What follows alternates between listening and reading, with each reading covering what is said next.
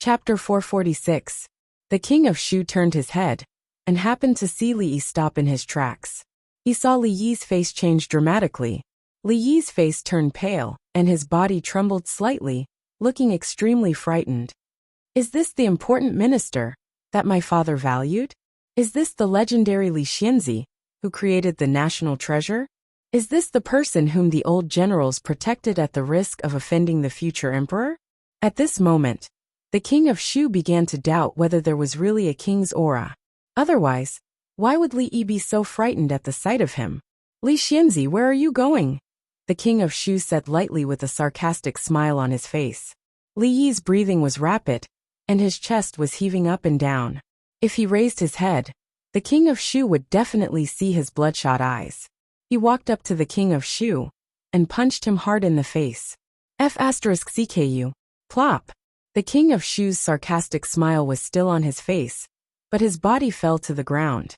However, it was not over yet. Li Yi grabbed his collar and punched his face again and again. He didn't care even if the blood splattered on his body. King of Shu. Crown Prince. You're very arrogant, aren't you? Get up. Get up and talk to me if you have the guts. Princess Yongning sat on the ground in a daze. She looked at the scene in front of her and forgot to cry for a moment. The two eunuchs behind the king of Shu stood rooted to the ground, their faces full of astonishment. The person lying on the ground whose original face could no longer be recognized was the honorable king of Shu, and the person who punched him again and again in a crazed manner and said strange words was Li Xianzi, who was frightened by the king of Shu and fell ill. Who the hell made up this rumor? This thought flashed in the minds of the two eunuchs. They had no time to greet the ancestors of the rumormonger. If they continued to beat him, he would die. If the king of Shu died, their lives would not be far from the end. The two eunuchs hurriedly squatted down and wanted to pull Li Xianzi away. However, they were greeted with two knife hand strikes. After blacking out, they collapsed to the ground. Future Crown Prince. Proficient in both literary and military strategies. F***CKU. The usual indifference could no longer be seen on Li Yi's face. Instead, it was replaced by endless ferocity and madness. The king of Shu's reputation of being well-versed in both the pen and the sword was just a boast. At this moment, he could not break free from Li Yi's grasp at all. He was drowned in humiliation and pain. In the distance, a figure was hiding behind a certain palace, watching the scene unfold before him with endless fear on his face. This was the result of bullying Yongning. Prince Jin. Li Han's forehead was full of cold sweat. He suddenly felt that he was very lucky. The numbers and symbols that he hated just now suddenly became very cute. Die. I want all of you to die. The king of Shu's face was covered in blood. He was so enraged that his eyes were about to pop out of their sockets. He pointed a trembling finger at Li Yi and enunciated each word clearly. He had never suffered such humiliation before. If he had only wanted to suppress and humiliate Li Yi after he ascended to the throne, now, he could only appease his anger by watching him die. Tilting his head to look at Princess Xiaoning, Li Yi finally smiled. This was the first time he smiled from the bottom of his heart in recent days. He was already feeling vexed about being involved in the affairs of the imperial court. Now that he had encountered this special day of the year, he felt lonely and empty. All sorts of emotions intertwined together. However, all the emotions that he had accumulated for a long time were vented the moment he heard the word beautiful sheep, and the moment his fist landed on the king of Shu's face. Don't worry, you won't have this chance. Li Yi turned to look at him, and shook his head seriously. The king of Shu only felt a fist growing larger in his eyes. Then his vision turned black again, followed by intense pain. Stop! Emingzu, who followed closely behind, saw the king of Shu lying on the ground and Li Yi in a crazed state. Her expression changed drastically. She immediately reached out to grab Li Yi's shoulder. However, when Li Yi turned around and she saw his bloodshot eyes, her hand paused for a moment, and she didn't touch him in the end. The ribs in Li Xian's mouth had long fallen to the ground. However, he only paused for a moment before he made up his mind.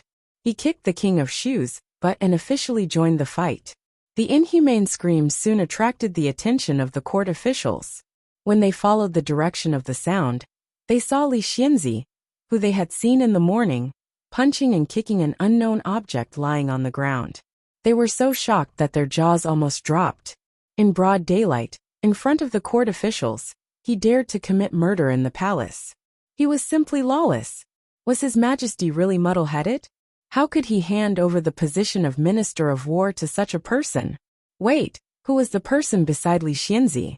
It seemed to be Li Xian, the supervisor of Jiangyi province, the crown prince of Ning. The figure standing at the side, watching the fight, also looked a little familiar. It was Princess Royal. Although the face of the unknown object lying on the ground could not be seen clearly, the clothes and body shape seemed a little familiar. A princess, a crown prince, and a lord were actually putting on such a big show in the palace. The court officials suddenly felt as if there were 10,000 horses galloping in their hearts. Such a big commotion naturally could not escape the attention of the palace guards. Before the court officials could approach, a group of guards rushed over. They were about to draw their weapons, but after Emingzi gave them a cold stare, they just surrounded the place. Several people immediately went up to pull Li Yi and Li Xian away. Although fighting in the palace was a serious crime, one was the crown prince, and the other had a special status. No matter how bold the guard captain was, he did not dare to use violence against a superior of the Secret Intelligence Office. He did not know which unlucky guy had offended both of them at the same time. He was afraid that this beating would be in vain. This unlucky guy was His Highness the King of Shu. Looking at the guy lying on the ground who had fainted, the guard captain vaguely recognized a familiar face. He immediately gasped, and his heart was in his throat. Oh no, this matter has become serious. Quick, summon the imperial physician. The guard captain said hurriedly, then turned around and calmly ordered, arrest Li Xianzi and Crown Prince Li Xian. Looking at His Highness, who was in a terrible state, the guard captain knew that today's matter was no longer something that he could handle. Go and report to His Majesty. The palace guards were perceptive. Although their leader's order was to capture them, they only surrounded the two of them and did not make any rude movements. Why are you so nervous? We won't run away. Li Xian clapped his hands and said, curling his lips. When the unknown object was carried by two guards and rushed to the imperial physician, the officials who had left the court finally saw his full appearance. It's His Highness the King of Shu. After seeing the object clearly, several officials immediately lost their balance and fell to the ground. The person that Li Xianzi and Crown Prince Li Xian just beat up was actually His Highness the King of Shu. Thinking of the scene just now, the people thought to themselves, if it were not for his clothes and figure, even the imperial concubine would not have recognized him just by looking at his face. What followed was a monstrous uproar. Chapter 447. Just now, that was really the King of Shu. What a scandal! What a scandal! Assaulting a prince is outrageous. He's simply out of control. A fight in the palace, and the target was a prince with a very sensitive status and identity. This was the first time since the founding of the Jing Kingdom. Even during the reign of Emperor Taizu, such an atrocious incident had never happened in the palace. The officials who were close to the King of Shu were shocked and angry. All of them were filled with righteous indignation and wished they could hack Li Yi into pieces. In recent days, the King of Shu's reputation in the imperial court had declined. He had lost face in front of His Majesty and even the officials. Now he didn't care about the little face he had lost. He was beaten unconscious and carried away by the guards with his face covered with blood. How could he have any face left? Even if His Highness ascended the throne in the future, this incident would never be erased from the history books. Although the other officials were not so angry, they couldn't help thinking of the rumors about Li Xianzi and the King of Shu in recent days. Li Xianzi was so frightened by a few words from the King of Shu? Was he worried that the King of Shu would settle accounts with him after he ascended the throne? Nonsense. This was a bunch of nonsense. Was he as cowardly as the rumors said when he beat the King of Shu just now? Thinking of that madness and ruthlessness, they still felt a chill in their hearts. The King of Shu would probably never forget today's shadow for the rest of his life. Li Yi couldn't hear or see the uproar of the officials and the frightened eyes of the surrounding guards. The sound around him seemed to be isolated by an invisible barrier. Because of the large amount of exercise just now, his chest was slightly heaving up and down. However, he didn't have time to wipe the sweat on his forehead. His eyes passed over the palace guards surrounding him and fell on a small figure. When he saw that silly but extremely friendly little face, Li Yi felt joy and relief that he had never felt before. He smiled again, but it was this kind and warm smile that caused the surrounding guards to feel a chill in their hearts. Did he know what was waiting for him after beating the king of Shu to such a state? How could he still smile in this situation? This Li Xianzi must be crazy. In the Hall of Longevity, Emperor Jing had just taken his medicine and was lying on the soft mattress, preparing to rest for an hour before getting up to read the important memorials. The imperial physicians of the Imperial Physician Bureau had advised him many times not to overwork himself. Otherwise his condition would worsen. Emperor Jing, who had never cared about this advice, finally realized that his body was not as good as it used to be after the previous incident. After just a short morning court session, he felt a little tired. He could only sigh inwardly and temporarily put all his worries to the back of his mind to rest. His Majesty has just fallen asleep. If there's anything, please wait until His Majesty wakes up. We really have an urgent matter. Please inform His Majesty. The eunuch guarding the door and the two palace guards were arguing over something. Shut up. Changda's figure had unknowingly floated to their side as he spoke coldly. Chief Steward Chang. The two guards hurriedly bowed. Changda looked at the two of them and said indifferently, "What happened? Speak." There were imperial guards in the palace, so what could happen? As long as the rebels did not invade the imperial city, nothing was more important than His Majesty's health. Seeing Chief Steward Chang speak, a guard immediately said, "Chief Steward Chang, County Magistrate Li Yi and Crown Prince Li Xian just beat up the King of Shu in the palace. The King of Shu was seriously injured and has been sent to the Imperial Physician Bureau. We have arrested County Magistrate Li and Crown Prince Li and are waiting for His Majesty's punishment." The indifference on Changda's face disappeared. He suddenly looked at the guard and said, "What did you say? Say it again." After His Majesty said, "If there's something, report to me. If there's nothing, dismiss the court session." It did not mean that the officials could go home and beat their children. Usually, after the court session ended, most of the officials had to return to their posts and continue their work. If there was nothing, they would hold a small meeting to convey the spirit of the morning court session to their subordinates and implement His Majesty's instructions. But today was different. Many officials in the 3 provinces, 6 ministries and 24 departments were not busy with their work. They gathered in 2s and 3s and whispered something. "Have you heard that the King of Shu was beaten up in the palace today?" A gossipy assistant minister from the Ministry of Works said mysteriously while pouring water. "What? No way.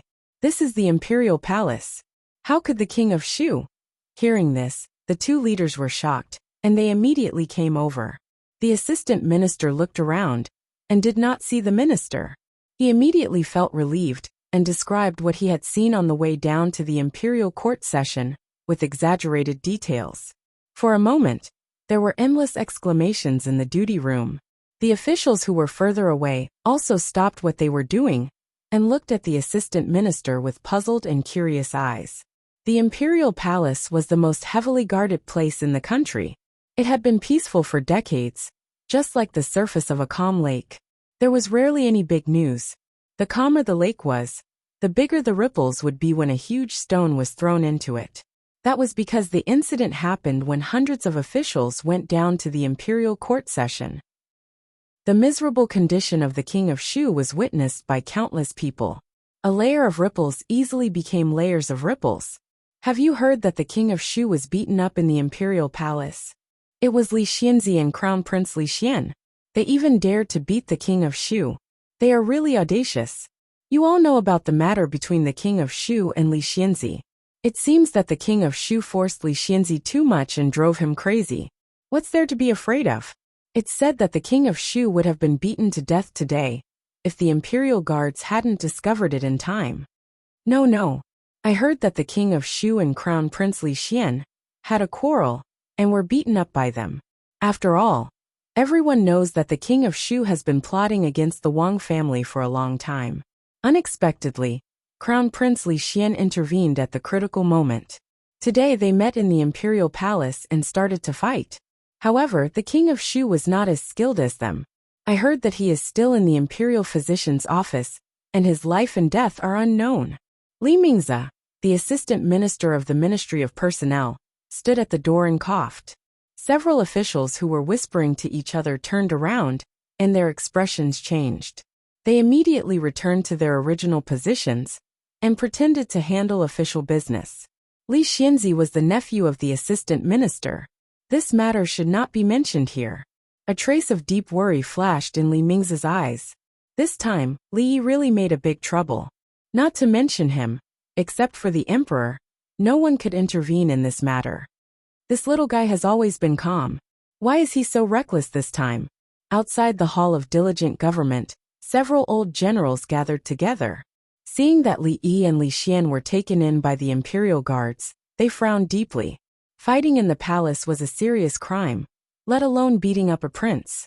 However, this was different from the written law.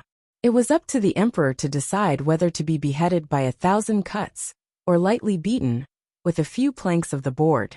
Fortunately, according to their understanding of the emperor, it was impossible to behead him. Since the emperor valued him so much, he would definitely not punish him severely. Moreover, this matter also involved Crown Prince Li Xian, so it was even more difficult to punish him. However, hundreds of officials in the imperial court were present. Under the watchful eyes of so many people, the two of them had beaten the king of Shu so miserably. It was not easy to overlook this matter. The officials of the king of Shu and the imperial censor would not let go of this opportunity. The imperial censor would not let go of this opportunity. The imperial consort was even more difficult to deal with. In short, this time, he was going to suffer some hardships. This day was a very ordinary day for the commoners in the capital. The only regret was that it was cloudy in the morning. They thought that there would be a heavy rain to dispel the summer heat. Unexpectedly, it cleared up before noon. It seemed that they would not be able to cool down for the next few days. However, the families of the officials and lords with a little bit of status were shaken by a certain news from the palace. Chapter 448. Haha. I would like to see how that Li Yi will escape this calamity. In the Duke of Chun residence, Chun Chong stepped into the residence with a smile on his face. This caused the servants in the residence to feel puzzled. Did the sun rise from the west today? The second master, who usually treated others with disdain, was actually smiling so happily. A few coughs came from a hall in front of them. Chun Qing, who had taken a leave of absence due to illness, walked out. Seeing the laughing Chun Chong, he asked in confusion, "What happened in court today for you to be so happy?" A moment later, after hearing Chun Chong describe what he had seen in the palace today, a hint of shock involuntarily appeared on Chun Qing's pale face. "Is this true?" "It's true. It can't be any more true. At that time, I was watching from afar. This is him seeking his own death. He can't blame us." Chun Chong laughed loudly and said, "I will immediately write a memorial of impeachment." Under the eyes of the public, all the officials saw it. This time, even His Majesty will not be able to protect him. At the corner of the corridor on the right, the prayer beads in the white-haired lady's hand were broken, and the beads fell to the ground. The same scene was happening in the homes of many officials. In an instant, innumerable impeachment memorials flew toward the imperial palace like snowflakes, and innumerable people's jaws dropped in shock. To the Wang family, in the Crown Prince's residence, the Crown Prince's consort, who had just received the news, paled. She hurriedly boarded a carriage and left the residence. In the Li residence, the old madam had an anxious expression. She immediately had the servants prepare the visiting cards and send them to the various noble families in the capital. In the Viscount's residence, the bruised Fong sat on the stone steps in front of the door, staring at the sky in a daze. With such an evil woman in the house, these days were truly unbearable. Suddenly, the sound of hooves came from the end of the road. Fong turned his head and saw a fast horse galloping in his direction. Son-in-law has been a little unhappy these past few days, Xiao Huan murmured, her hands supporting her chin as she looked at the young mistress and second young mistress. There was a hint of worry on Rui's face. As the closest person to Li Yi, she could naturally notice the changes in Li Yi these days. But she didn't know what she could do. Mississippi Lu leaned against the table with her sword in her arms. There was no expression on her face. She frowned as she thought of the words and emotions that Li Yi said that she couldn't understand. Young mistress, something bad has happened. Fang's panicked voice sounded outside the door, and the three women turned their heads at the same time. Your Majesty, you must seek justice for Xian heir. A woman in a palace dress grabbed Emperor Jing's arm and said through gritted teeth, My poor son. He was almost beaten to death by him. That Li Yi must pay with his life. Also that Li Xian, we can't let him off easily. The woman wearing the phoenix coronet slowly stood up. She looked at Imperial Consort Cui and said, Sister, before this matter is fully investigated, you should calm down. How can I calm down? How can I calm down? My son has become like that. How can Her Majesty want me to calm down? Thinking of the miserable appearance of her son in the Imperial Physician's office, Imperial Consort Cui showed a fierce expression and said fiercely, Don't talk. Emperor Jing waved his hand and asked the Imperial Physician, Lu Jimin, who had been standing by for a long time, How is the King of Shu? The Imperial Physician bowed and said, Your Majesty, the King of Shu has a broken nose and 3 ribs. There are many bruises all over his body, but fortunately, his life is not in danger. I have already set the bones for the King of Shu. If he wants to recover, I'm afraid he will have to rest for a few months. Emperor Jing frowned. This matter was really beyond his expectation. Although Li Yi didn't seem to be steady at all, he was definitely not reckless. Why did he suddenly beat a prince in the palace? What kind of stimulation did he receive to make him lose his composure like this? How is the investigation going? Emperor Jing said faintly, and Changda's figure appeared in the palace like a ghost. It's all clear. Changda nodded and waved his hand in the direction of the palace door. He said loudly, Let them in. 2 eunuchs walked in with pale faces. They knelt on the ground and said loudly, Your servants greet His Majesty, Her Majesty, and Imperial Consort. Emperor Jing waved his hand and said, Get up. Tell me everything you saw just now. Don't hide anything. Even if His Majesty didn't say it, they didn't dare to hide anything. The 2 eunuchs immediately described everything that they had seen in detail, including the few words that the King of Shu had whispered to Emperor Jing on the way. They did not omit any of it. Hearing the 2 eunuchs say that the King of Shu first bullied Princess Yongning, Imperial Consort Cui's face changed. Then she flew into a rage and screamed, Nonsense! Bullied Princess Yongning? How could Xian'er be such a person? How dare you all deceive His Majesty and this consort? Do you all not want your heads anymore? The 2 eunuchs thought that Imperial Consort Cui didn't know what kind of person her son was. They looked up at Emperor Jing and hurriedly knelt on the ground. They said, Your Majesty, Her Majesty, everything I said is true. If there is any falsehood, let me be struck by lightning and die a horrible death. Emperor Jing frowned and said, Go on. The 2 eunuchs obeyed and told how the King of Shu bullied Princess Yongning, and how Li Xinzi suddenly went crazy. They went forward to stop him, and were knocked out by Li Xinzi. After that they didn't know what happened. After listening to what happened, Changda was expressionless, but the eyes of the Imperial Physician, Lu Jimin, flashed a few times. The Empress looked at Imperial Consort Cui and said coldly, As an adult prince, he actually bullied a 6-year-old girl. Sister, you taught your son well. A trace of panic flashed across Imperial Consort Cui's face. She hurriedly said, Even if Xian'er was wrong first, His Majesty should punish him. What kind of person is that Li Yi? He actually dared to offend his superior. He really deserves to die. Suddenly went crazy. Emperor Jing couldn't figure out why Li Yi suddenly went crazy.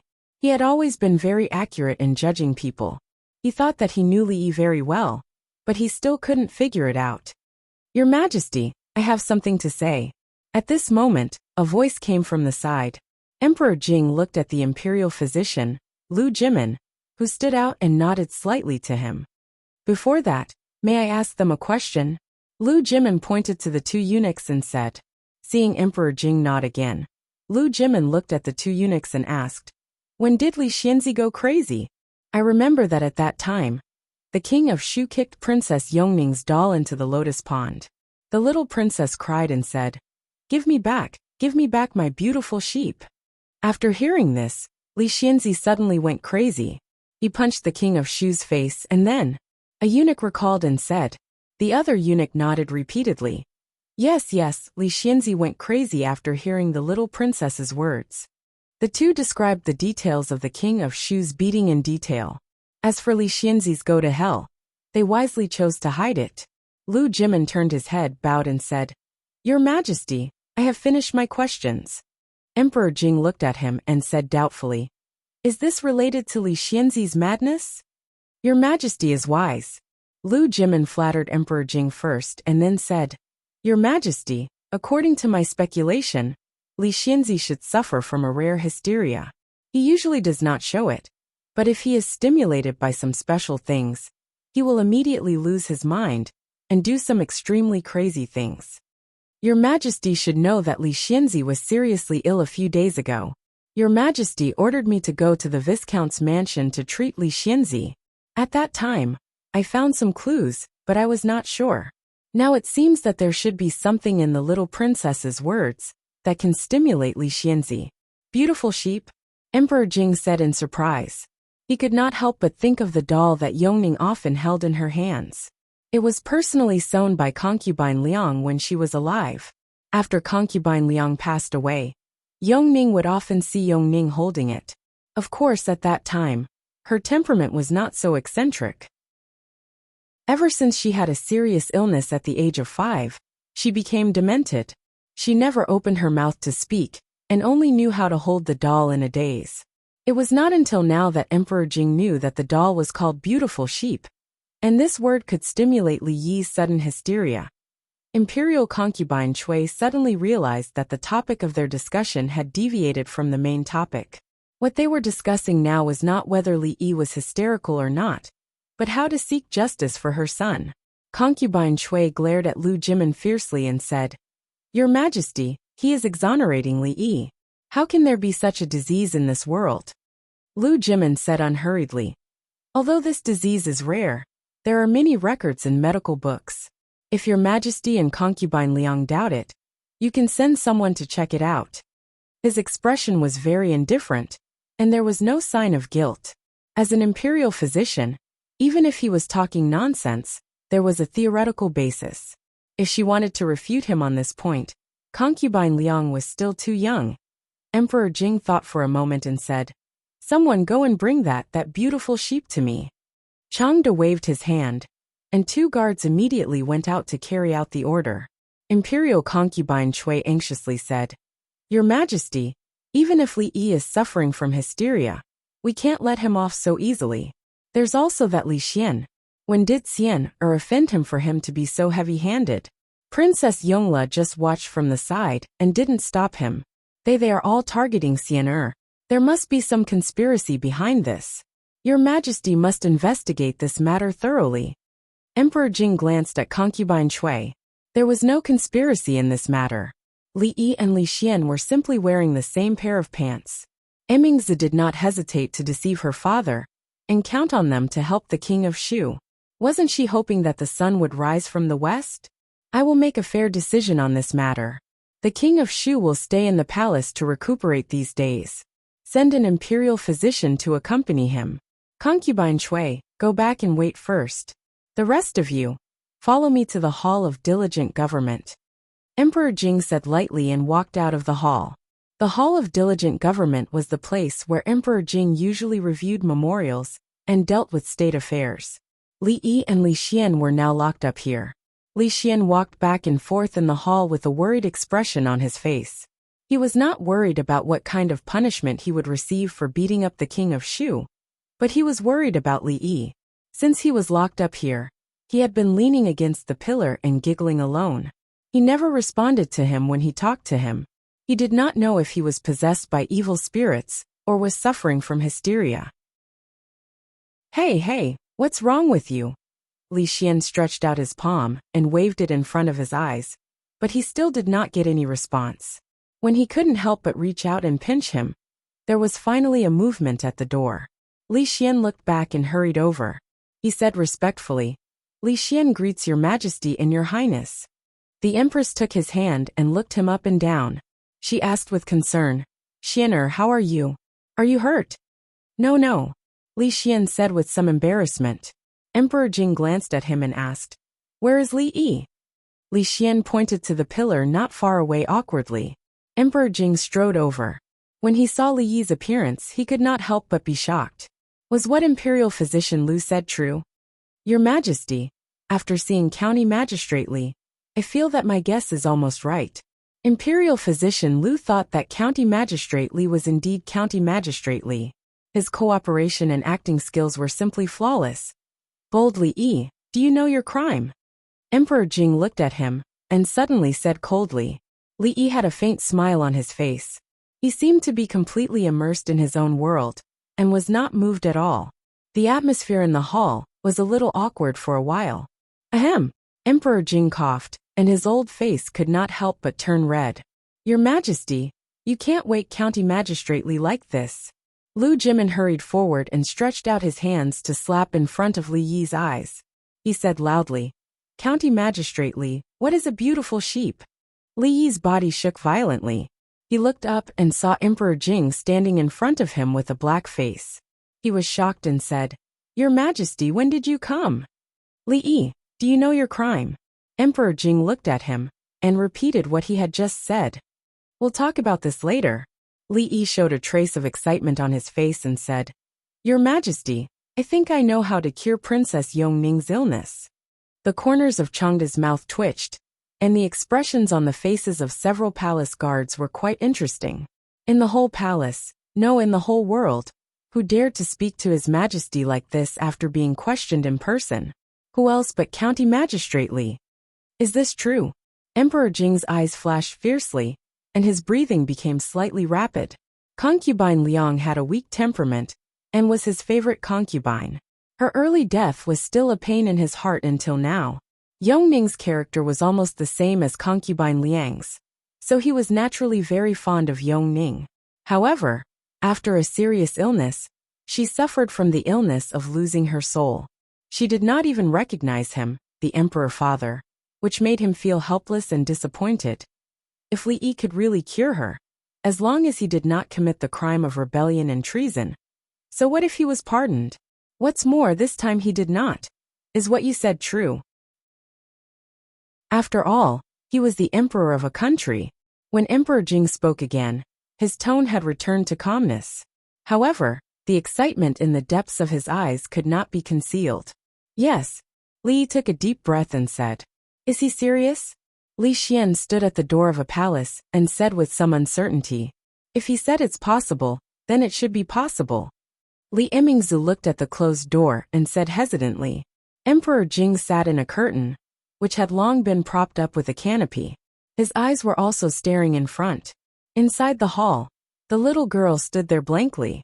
Her eyes were empty, as if she had lost her soul. She kept muttering, 'Beautiful sheep is gone, beautiful sheep is gone.'" Li Yi took a deep breath and forcibly suppressed the excitement in his heart. He squatted down and held her in his arms. He whispered, "It doesn't matter if beautiful sheep is gone. We can make another one. What else does Yongning want? Pleasant sheep? Red wolf? Or little gray wolf?" After saying this, Li Yi could clearly feel the little figure in his arms tremble. The soft murmurs disappeared. She looked up at Li Yi. Her wooden face finally showed some other expression. There was an inconceivable light in her big gem-like eyes. Gradually, her eyes filled with tears, as if she had been greatly wronged. Her body trembled uncontrollably, and her little mouth pouted. She hugged Li Yi tightly with all the strength in her body. Wah! Suddenly, there was a cry in the hall. It was heartbreaking and heart-wrenching. Chapter 449. I miss Daddy, I miss Mommy. Little E will take her medicine. Little E is not afraid of injections. Little E must live well.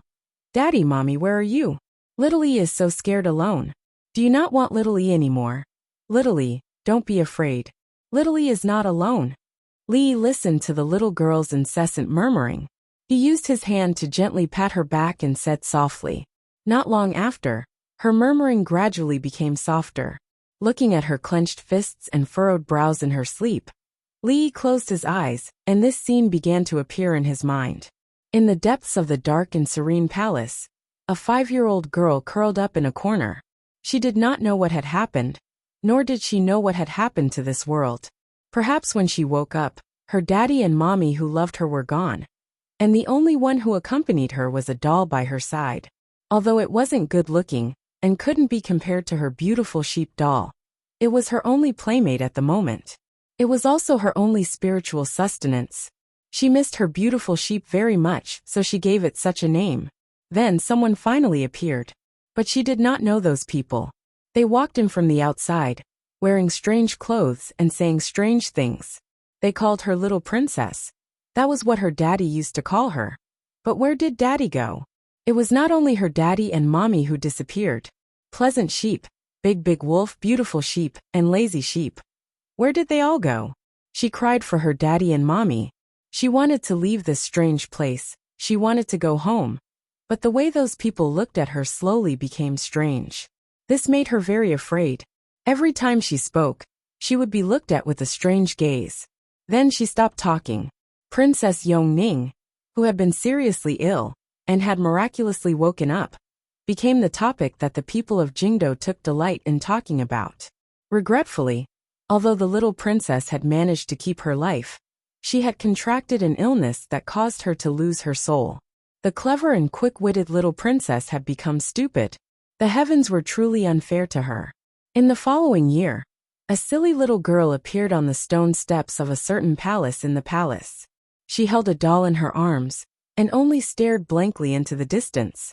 She was a target that all the princes and princesses could bully at will. Perhaps it was because she hid in the dark and silent palace at night that her tears had run dry. She never cried when she was bullied by other princes and princesses, until the king of Shu destroyed her only hope. Li Yi tightened his arms and hugged her tightly. He couldn't imagine what kind of pain and torment a 5-year-old girl had suffered in this strange world for a year. He kissed her forehead with some pity. The little girl's fists gradually loosened, and her brows relaxed. A smile appeared on Li Yi's face. He simply sat cross-legged on the ground, and carefully let her lie in his arms. That's great, he thought to himself as he looked at the little girl in her sleep. At this moment, the feeling of loneliness that had never been extinguished in the depths of his heart completely disappeared. It's already midnight. Why is it taking so long? Li Xian's face was full of anxiety as he paced outside the palace. His tone was a little anxious. Li Yi said that he had a way to cure Princess Yongning's illness, but the condition was that they needed a quiet place. Only he and Princess Yongning were there. Even Imperial Physician Lu's request to go in and help was rejected. However, it had already been several hours since he entered the palace. Even the palace gates were closed, but there was no movement from inside. Li Xian couldn't help but feel worried. He was worried that Li Yi couldn't cure Yongning's illness and made Imperial Uncle wait outside for so long. This was a crime of deceiving the emperor, and it was much more serious than beating up the king of Shu. Why don't I go in and take a look? Emingzi looked back at her father, who was still waiting there, and said with a frown. She had just taken 2 steps forward when a creaking sound suddenly rang out in the silent night. She looked in the direction of the sound, and saw that the palace doors were slowly pushed open from the inside. 2 figures, one big and one small, walked out from inside. At this moment, Princess Royal Highness inexplicably had an illusion. The 2 figures who walked out holding hands seemed to be like this. Jingdi stood up from the chair, looked at the little girl, and slowly walked over. Yongning greets Imperial Father. Princess Yongning stood beside Li Yi, bowed to Jingdi, and said in a soft voice, "Hiss." Not far behind Jingdi, Imperial Physician Lu Jimin took a deep breath. Under the light, the little girl's intelligent eyes were as clear as water. Where was the slightest bit of foolishness? Li Xian was even more stunned on the spot. He actually did it. Was the little girl in front of him really the foolish Princess Yongning? A trace of joy flashed across Mingzhu's face, But Jingdi was even happier than her. The emperor's face finally showed a change of expression. How long had it been since he heard the word imperial father? Good, good, good. Jingdi said the word good 3 times in a row. He was obviously in a very good mood. Your Majesty, I only temporarily stabilized Princess Yongning's condition. If she wants to completely recover, she still needs a long time of treatment. Li Yi looked at Jingdi and said, no matter how long it takes, as long as Yongning's illness can be cured. If there is anything you need, you can just tell me. Jingdi lovingly touched Yongning's little face, then looked up at Li Yi and asked, do you know what happened today? Ahem. Before Li Yi could speak, Imperial physician Lu Jimin suddenly coughed in a low voice. Li Yi touched his forehead with one hand, and tried hard to recall for a while. He said, Your Majesty, I only remember seeing the king of Shu bullying Princess Yongning in the palace. Later, when I came back to my senses, I saw Your Majesty in the Hall of Diligent Government. Imperial physician Lu Jimin came forward and said respectfully, Your Majesty, please rest assured. I have already thought of a treatment for County Magistrate Li's illness. I only need to go back and read the medical books to verify it. I believe that County Magistrate Li will soon be cured. Jingdi glanced at Li Yi and said, The palace is closed today. You should stay in the palace and leave tomorrow morning. Yongning's body has just improved. Take her to rest early. Jingdi ordered. The eunuchs and palace maids who served Yongning immediately came forward. The little girl looked at Li Yi with reluctance. Thinking of what he had just warned her, she gritted her teeth and left, looking back 3 times. Jingdi did not mention the matter of the king of Shu until he left. It seemed that he had completely forgotten about it. When Li Yi and Li Xian were taken to a side hall by the eunuchs to rest, they remembered that they did not have a chance to send a message to their families today. Rui and the others should be very worried now. Chapter 450. At midnight, the gates of the capital were tightly shut. Other than some special places in the city that still had their lights on, the entire capital was plunged into darkness and silence. In the Viscount's mansion, all the maids and servants were already asleep. The guards in the mansion were also not on patrol. 2 burly men stood at the door of a small courtyard, their expressions unusually serious. In a room in the courtyard, it was slightly crowded. The news has already spread throughout the capital. It shouldn't be false. Since then, there has been no more news from the palace. I'm afraid that His Excellency has been kept in the palace. The palace is heavily guarded, and there are countless skilled fighters. It is impossible to force our way in. Right now, no one knows the situation in the palace. However, after tomorrow's morning court session, everything will be clear. As long as His Excellency leaves the palace, even if he is locked up in the Ministry of Justice's prison, it is not impossible for us to succeed. However, after rescuing His Excellency, we can no longer stay in the capital. We have to leave immediately. The water route is perfect. However, before that, we have to make some other arrangements. The thin middle-aged man thought for a moment and spoke again. Everything depends on tomorrow. Right now, there is no need to be too anxious. Although the king of Shu's status is extraordinary, this matter also involves the crown prince of King Ning.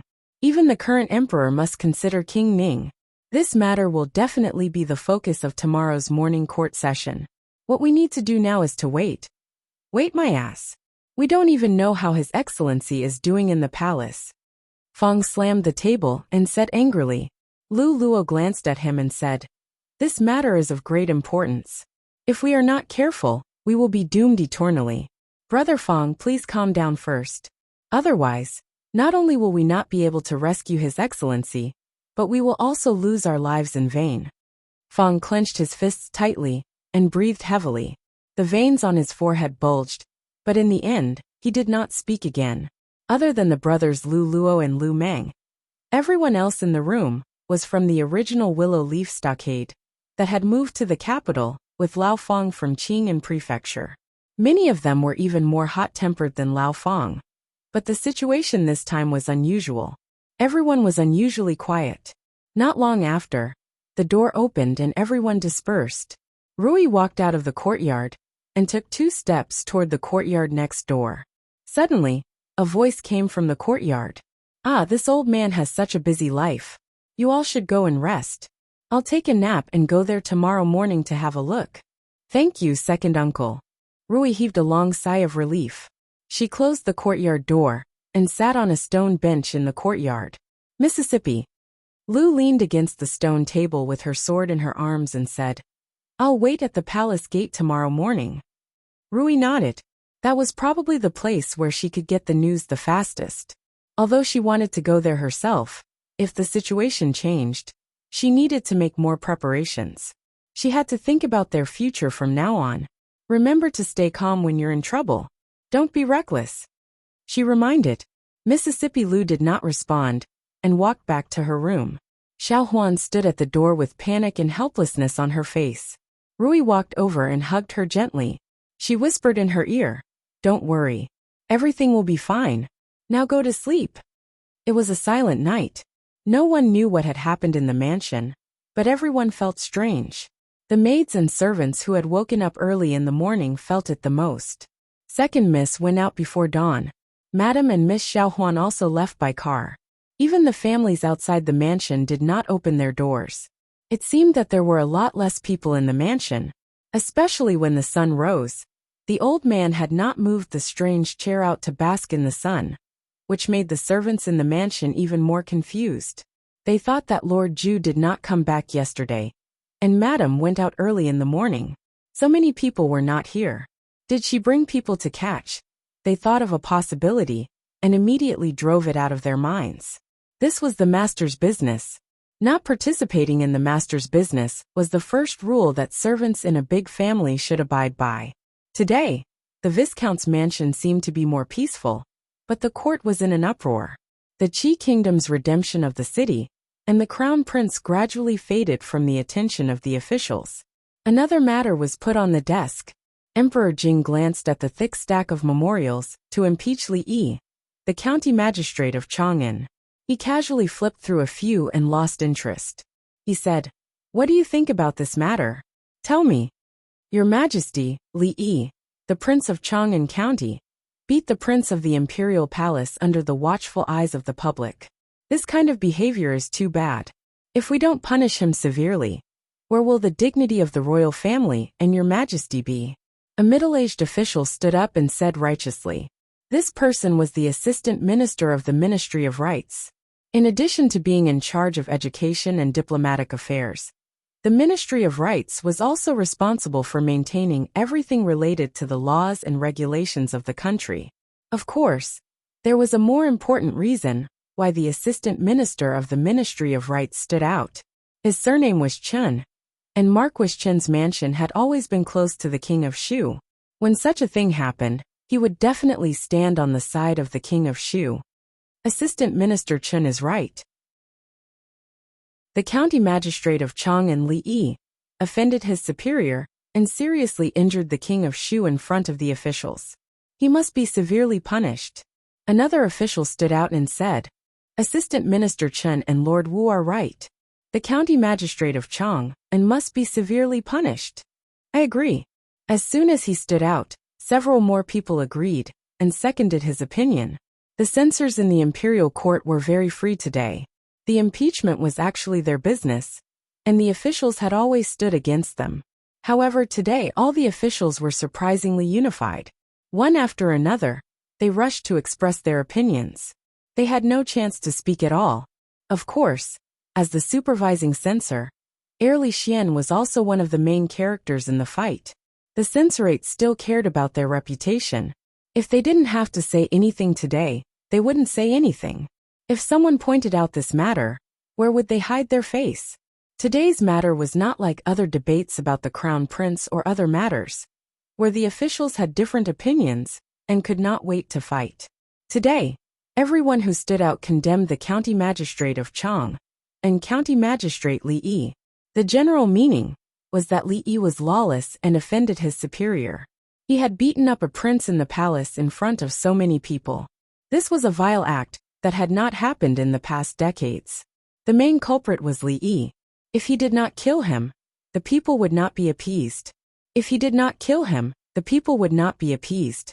In the process, they also emphasized the miserable state of the king of Shu. If the king of Shu had not been so seriously injured, they might have carried him here for everyone to see.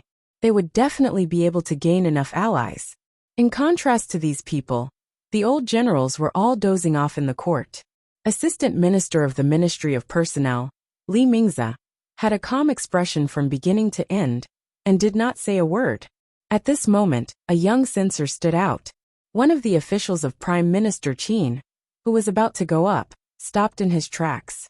This censor, named Song Lang, had been appreciated by His Majesty a few days ago. His words would definitely carry more weight. Your Majesty, I impeached the supervisor of Jiangyi Province, Li Xian. As a censor, he did not fulfill his duty as a censor. He knowingly broke the law and beat up a prince together with the county magistrate of Chang'an. He should be punished with the same punishment. Your Majesty, please make a decision. After Song Lang finished speaking, he stood there quietly. The voices in the court suddenly became much quieter. Several officials of the censor felt their hearts skip a beat at the same time. They secretly cursed Song Lang in their hearts. How could this matter be mentioned in the court? Prince Ning only had one son. If he was really punished with the same punishment, it would not take long for the censor's office to be demolished. Wasn't Prime Minister Qin's position high enough? The officials of Prime Minister Qin's faction were usually arrogant enough in the court, right? But none of them mentioned the matter of Crown Prince Li Xian just now. It was not because they had forgotten, but because they did not dare to. Not only were the censors cursing Song Lang in their hearts, but the official who wanted to severely punish Li Yi also had a dark expression on his face. This rash young man was really touching the pot that shouldn't be boiled. Originally, everyone was well aware of this matter. But after he made such a fuss, it had to be put on the table. The Assistant Minister of the Ministry of Rights, who was the first to speak, braced himself again and said, "It is obvious to all that Li Yi, the county magistrate of Chang'an, is the culprit of this matter. Crown Prince Li Xian may have been bewitched by him. Moreover, he did not cause much harm to His Highness the King of Shu."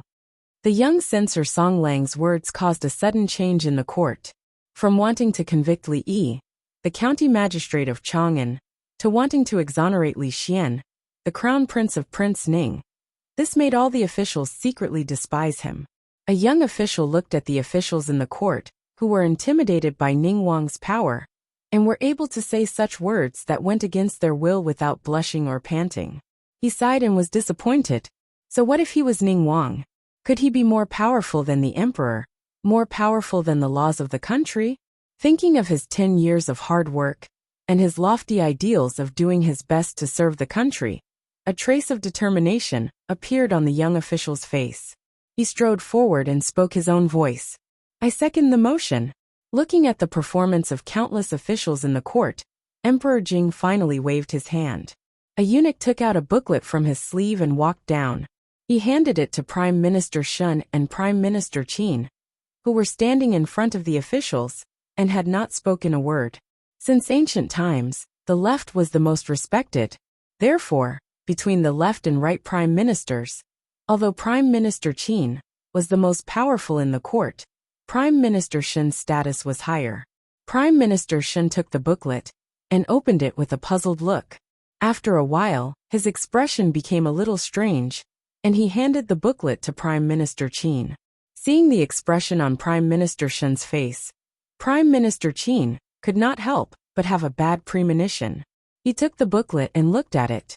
After a while, when the booklet was handed out from Prime Minister Qin's hand, his expression also began to become a little ugly. As this booklet was circulated among the officials, the sound of exclamations and gasps could be heard in the hall. The officials all had different expressions. Gradually, the court became strangely quiet.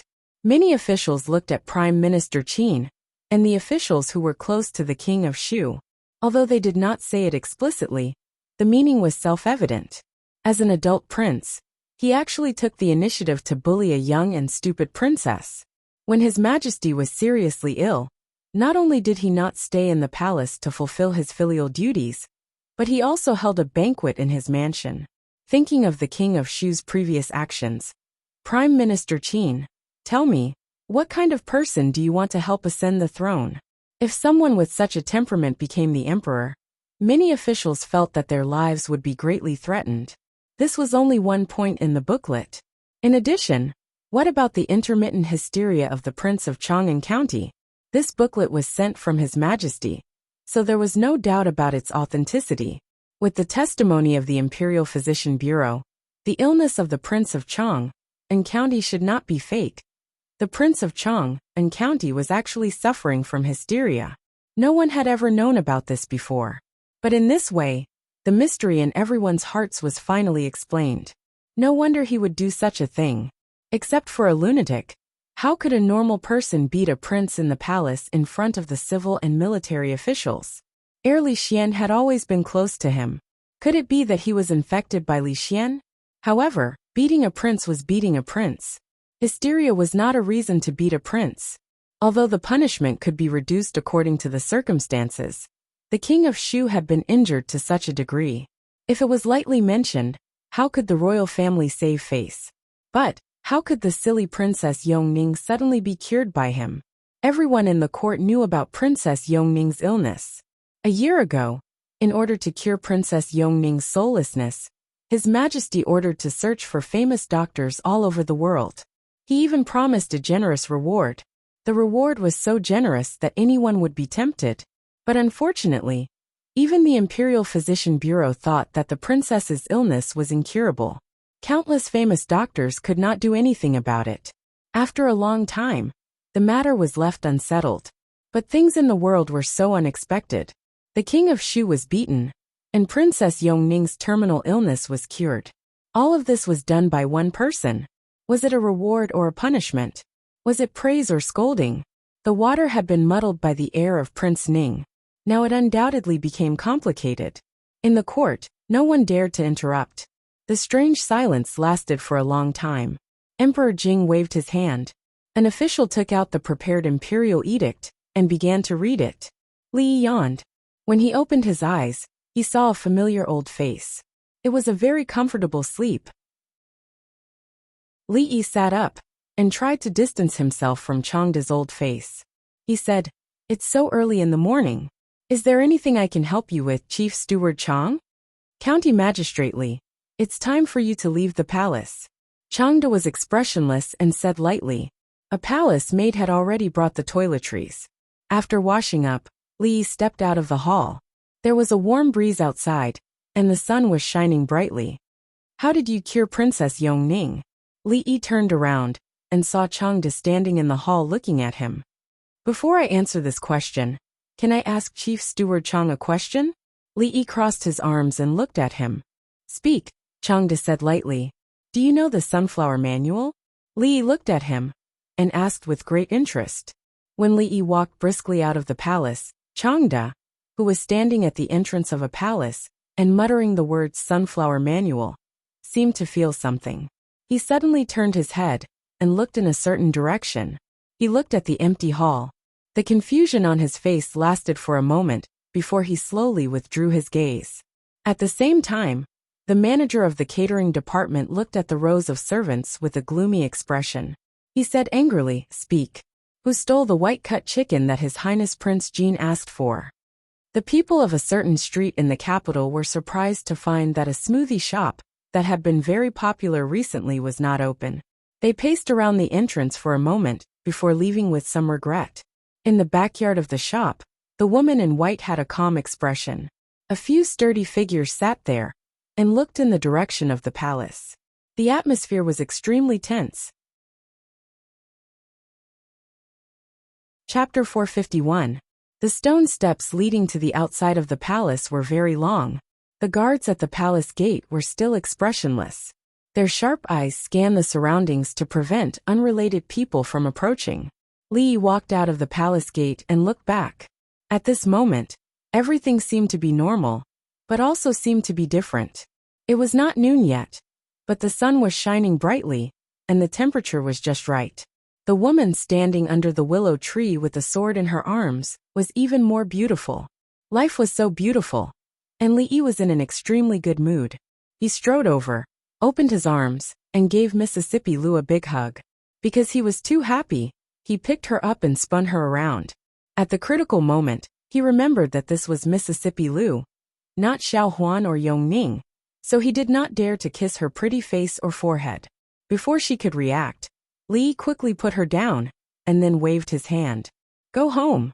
Looking at his back, Mississippi Lou gradually put down her arms that were holding the sword, as if she had put down something extremely heavy at the same time.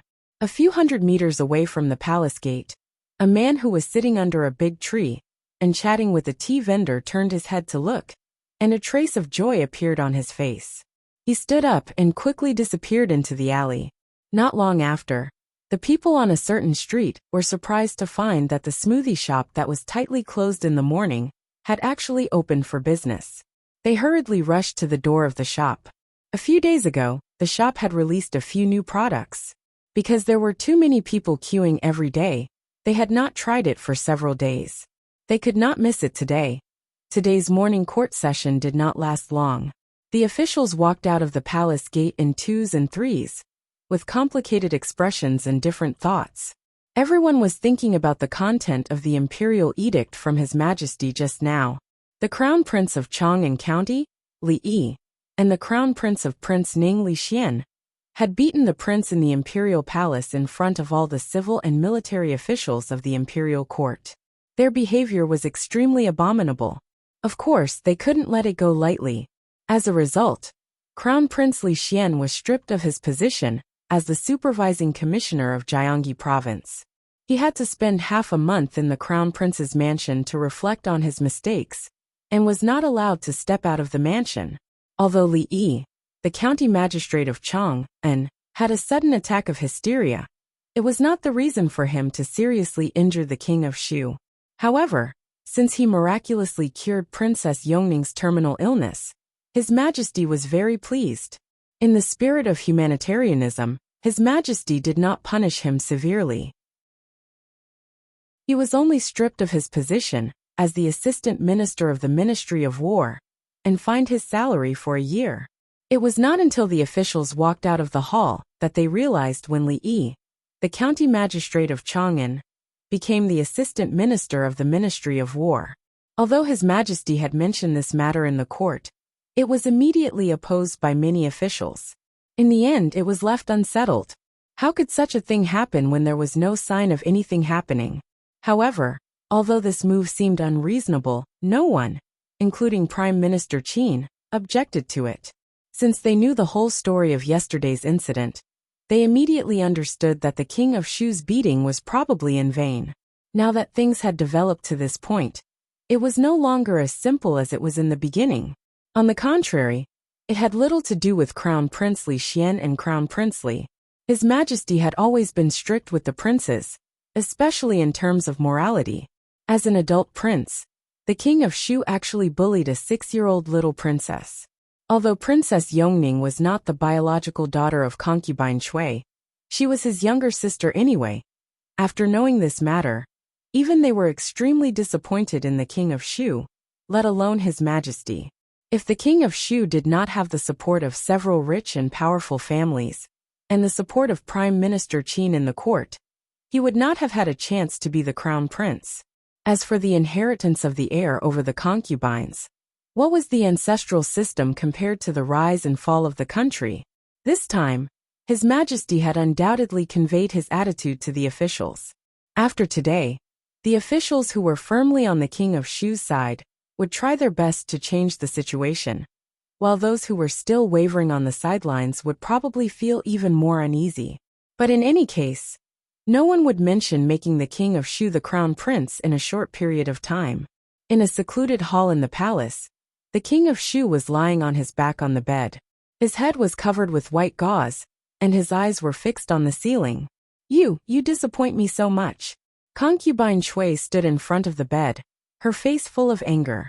She looked at the King of Shu and said, "Why did you provoke Yongning? Do you know how difficult it was for us to get to where we are today in order for you to become the crown prince and ascend the throne in the future?" The King of Shu's face was covered with white gauze, so his expression could not be seen at all. Only from his clenched fists and the deep hatred in his eyes could one tell his mood at the moment. He had just learned of what had happened in the court today. He wanted to cut Li Yi into pieces and eat his blood and flesh, but he was only fined a year's salary. To him, what could be more ironic than this? As a prince, he was beaten and seriously injured in front of everyone. And now he could only lie on the bed, unable to move. But the person who beat him up was not punished at all. How could he still have the face to stand in front of others in the future? He hated Li Yi, he hated Li Xian, and he also hated the person he should not hate. If he had given him the title of Crown Prince earlier, "You should recuperate here these days. I have already written to your uncle. They will help you think of a way. After you recover, you can go to Prime Minister Qin's residence." Lying on the bed, the king of Shu listened to concubine Chui's words. He loosened his clenched fists and took a deep breath. "I know." He gritted his teeth and squeezed these words out of his mouth. For many people, the king of Shu's loss of power was not something to be happy about. According to the officials in the Shangshu province, Prime Minister Qin had been sullen today. It was rare for him to reprimand an official for a small matter. All the officials in the Shangshu province felt insecure. In Duke Chen's residence, a servant girl lowered her head to clean up the broken teacup. She did not even dare to breathe loudly, let alone look up. Recalling the conversation between the two masters just now, the servant girl outside the door quietly left and trotted towards a small courtyard. The officials and nobles who were close to the king of Shu were naturally not in a good mood. However, there were also people who praised Li Xianzi in their hearts. After the few princes who were still in the capital, who were about to come of age, heard about what happened today, their minds finally became active. They originally thought that with their strength, it was impossible for them to compete with the king of Shu. However, what happened today had ignited a glimmer of hope in their hearts. Even if it was only a glimmer, no one was willing to give up. At the same time, there were also countless letters flying out of the capital. Their destination was the fiefdom of those princes who had come of age. In the crown prince's residence, Li Xian was having a headache dealing with the Wang family. In the viscount's residence, Li Yi was also humbly receiving lessons from the old mistress. The servant girls all felt that it was unfair for Lord Ju. Although they did not know what Lord Ju had done to make the old mistress so angry, their monthly allowance had been doubled by Lord Ju. Naturally, they would side with Lord Ju. The servant girls in the residence counted with her fingers how much double the monthly allowance was. They could get a lot more every month. If this continued, they would be able to renovate their house in no time. She did not dare to think about it anymore. The chicken that the old mistress wanted had not been cooked yet. She did not understand why the old mistress specifically told the chicken not to be chopped in vain. Obviously, chopping in vain was her best method. Chapter 452. Child, why did you provoke the king of Shu? The king of Shu belongs to the Li family. Do you think a mere viscount like you can provoke him? Madame Dowager sat on the chair and reprimanded him with a sullen face. You are now a dignitary in the capital city. You can't be impulsive. The lives of dozens of people in the viscount's mansion are in your hands. Do you know how dangerous it is in the court today?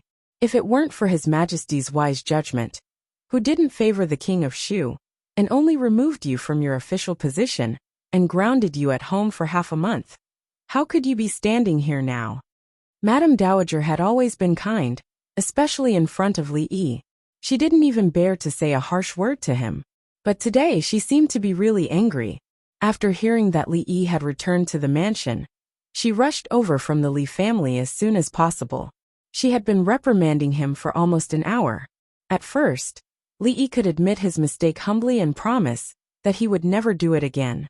But later, he really didn't know what to say and could only listen with his head lowered. Of course, Madame Dowager was also very protective of him. After all, the king of Shu was a prince of a country.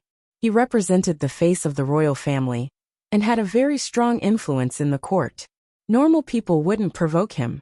Moreover, what he had done could no longer be described as provoking. To be honest, it wasn't that he had nothing better to do. He just wanted to play with the king of Shu after eating and drinking. In the situation at that time, When he heard Princess Yongning's words, he felt as if his brain was about to explode. Blood rushed to his head. Not to mention the king of Shu.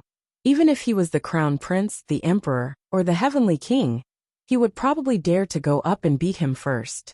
As for the result, at that time, how could he have the time to think about it? Madam Dowager, have a cup of tea. As old Furen reprimanded Lord Ju, the maids in the residence retreated. Rui walked in with a cup of tea and handed it to old Furen personally. The status of the king of Shu is so. Seeing Rui, Madam Dowager immediately smiled and changed the topic. Let's not talk about the king of Shu for the time being.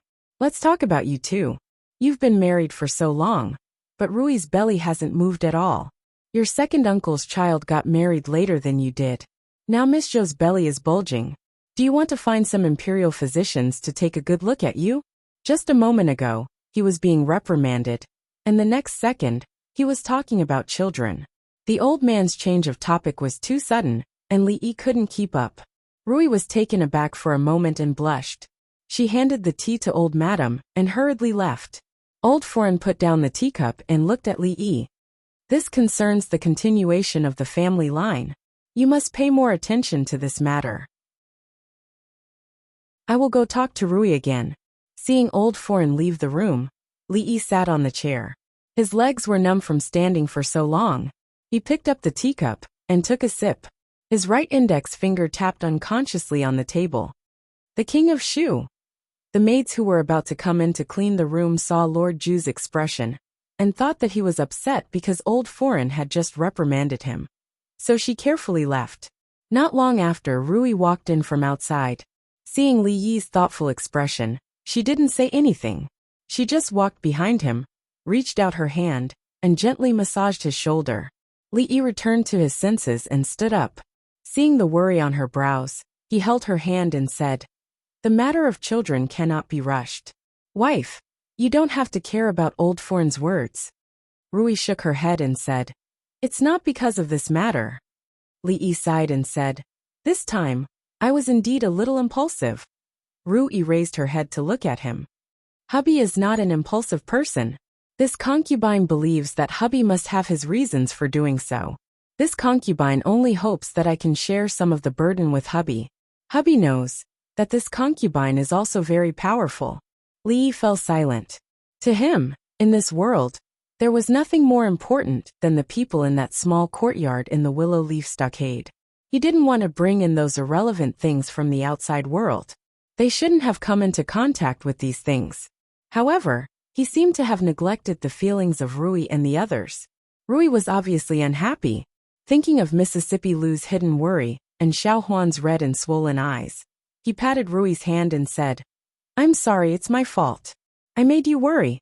Wife, don't you want to know what I'm going to do? I'll tell you now." Li looked at her and asked, "About the king of Shu. Wife, how much do you know?" Rui nodded and said, "I heard everything old Furen said just now. The king of Shu is the eldest son of His Majesty, and the prince most likely to inherit the throne. His mother is concubine Cui, and he has the support of several rich families led by the Cui family. He also has the support of Prime Minister Qin and countless officials in the court." Li nodded and said seriously, "Yes, the king of Shu is the most likely to sit on the throne among all the princes. What we need to do is to guard the Viscount mansion and live a good life. By the way, we can pull him down from that position." Rui raised her head abruptly and looked at Li Yi. Even she was shocked by what he said just now. Looking at her surprised expression, Li Yi couldn't help but laugh. He stretched out his index finger and tapped on her forehead, saying, "I'm just joking, wife. Don't take it seriously. Even His Majesty didn't punish me much, wife, so you don't have to worry." Li Yi comforted her as he moved the rocking chair out to bask in the sun. After a while, looking at the figure leisurely lying in the courtyard and teasing the little maid, Rui's eyes flashed with a trace of determination. She lowered her voice and said something. "I know." Li Han monarch Jin did not have a good time these days.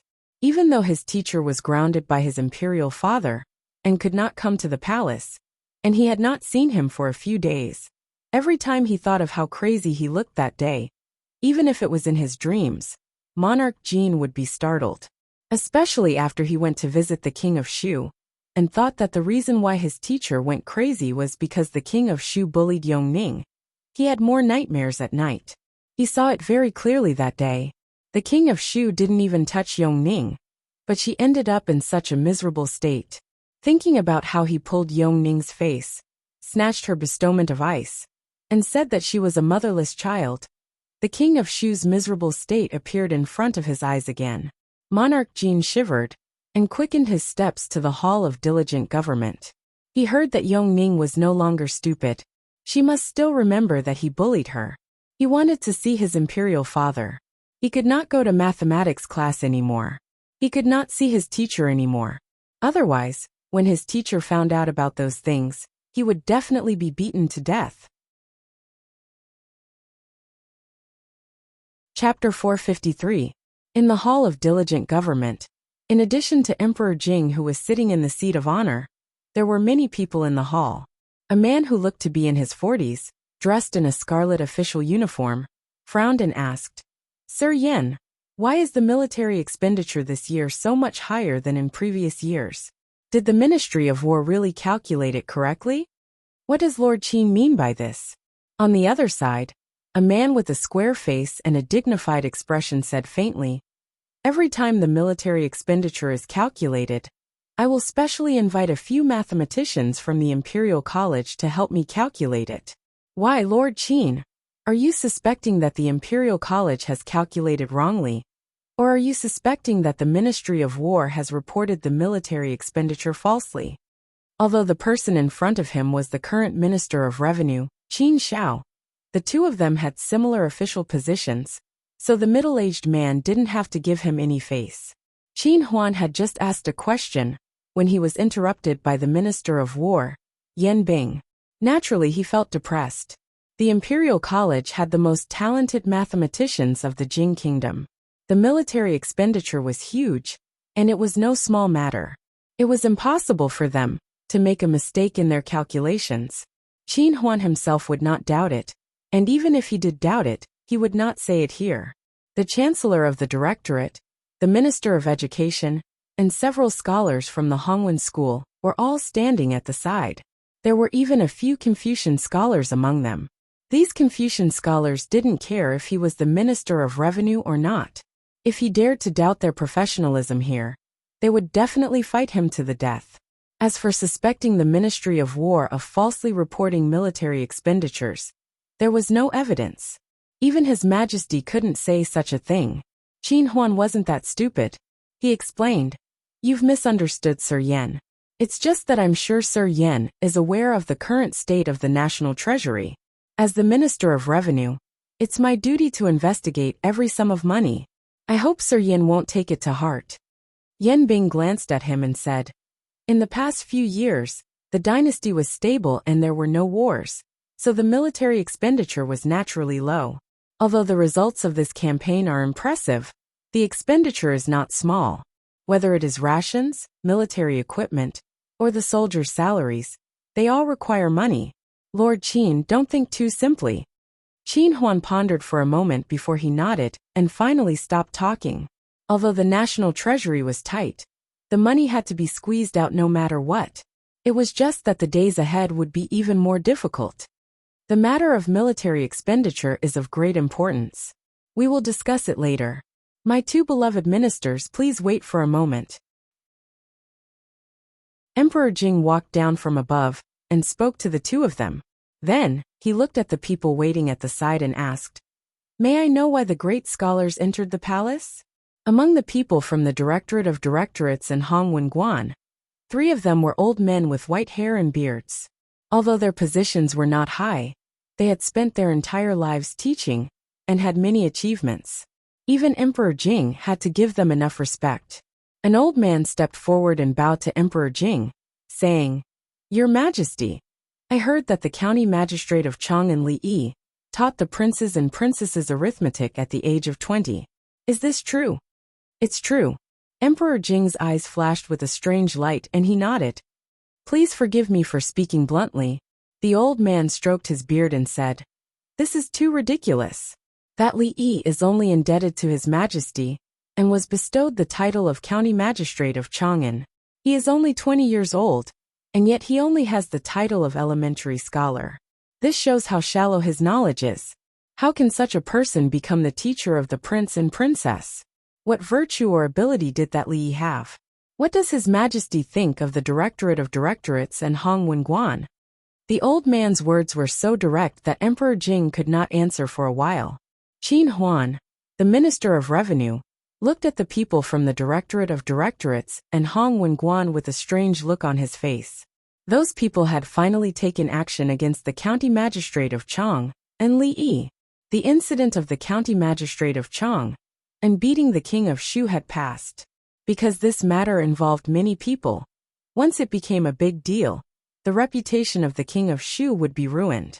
Therefore, the officials of the King of Shu, including Prime Minister Qin, all chose to remain silent and did not make things difficult for the County Magistrate of Chang and Li Yi. However, it was also impossible for this matter to be brushed aside so easily. If they were only slightly interested in the County Magistrate of Chang, and a few days ago, after that day, Li Yi had officially become a thorn in their side. He had only done one thing, and made countless people's long-term hard work go down the drain. If the County Magistrate of Chang was not eliminated, it would be difficult to vent their anger. The words of the great scholar from the Directorate of Directorates were the first step of their revolt. After all, these two places were the sphere of influence of the officials of Prime Minister Qin. Qin Huan glanced at Yin Bing, the Minister of War opposite him. Seeing his expressionless face, Qin Huan wondered why Yin Bing did not say a word at this moment, given his relationship with the Li family. Your Highness, His Majesty is discussing important matters with several officials. Your Highness can't go in. Suddenly, there was a noise at the door of the hall, temporarily breaking the atmosphere in the hall. Everyone looked in the direction of the door. Father! Li Han, the Prince of Jin, dodged two eunuchs and ran in panting.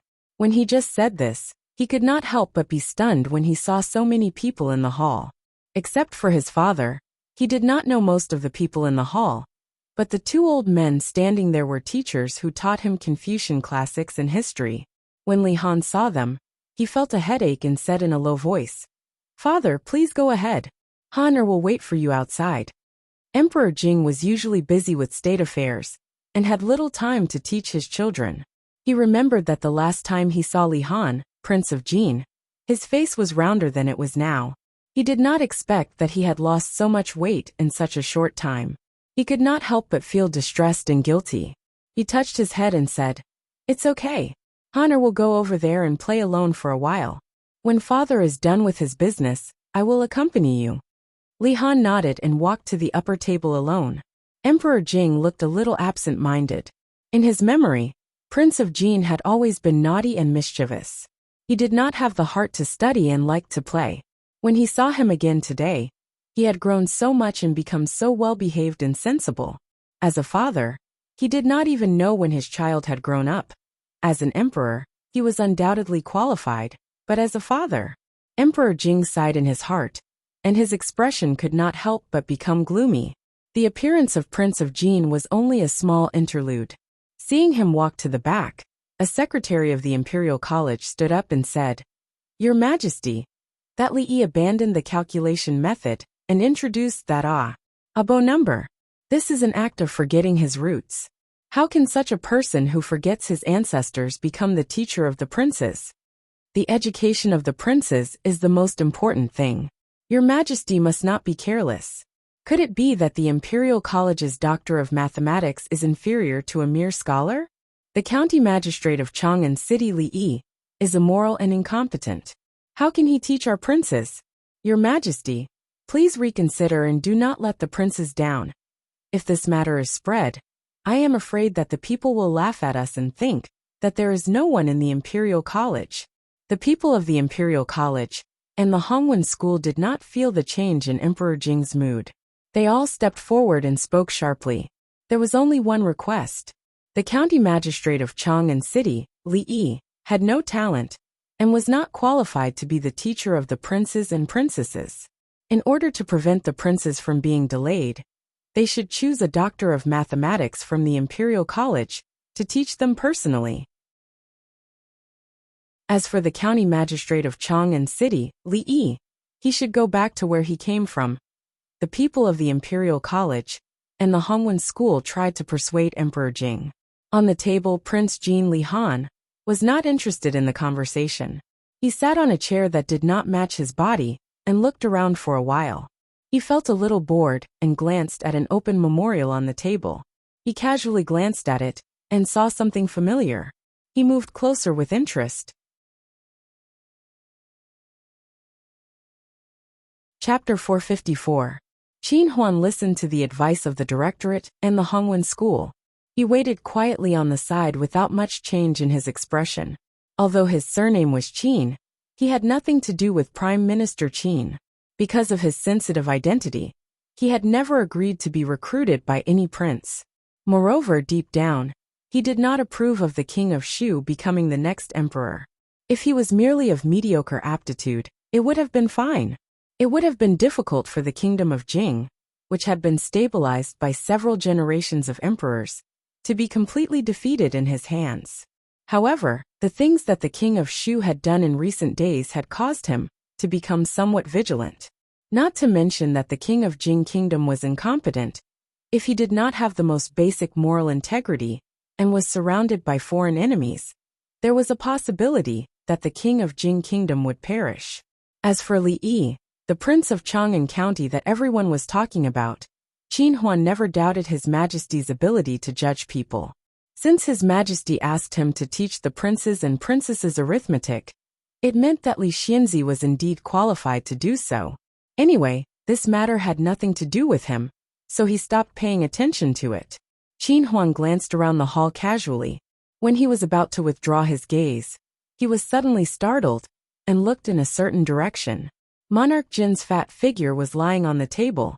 He bit the tip of his pen and frowned, as if he was thinking about something. After a while, his eyebrows relaxed and he looked a little proud. He picked up the pen and wrote quickly on the paper. After a while, he frowned again. Seeing this, Qin Huan suddenly felt a little confused. Seeing that the directorate belittled Li Yi's new arithmetic, Emperor Jing frowned and asked, "Isn't it said that the new arithmetic created by Li Yi is convenient and easy to use? I asked the directorate to try it out for a year. If it works, it will be promoted to the whole country. With such merit, why can't Li Yi be the teacher of the princes?" An old man snorted and said, "I've seen Li Yi's new method of calculation.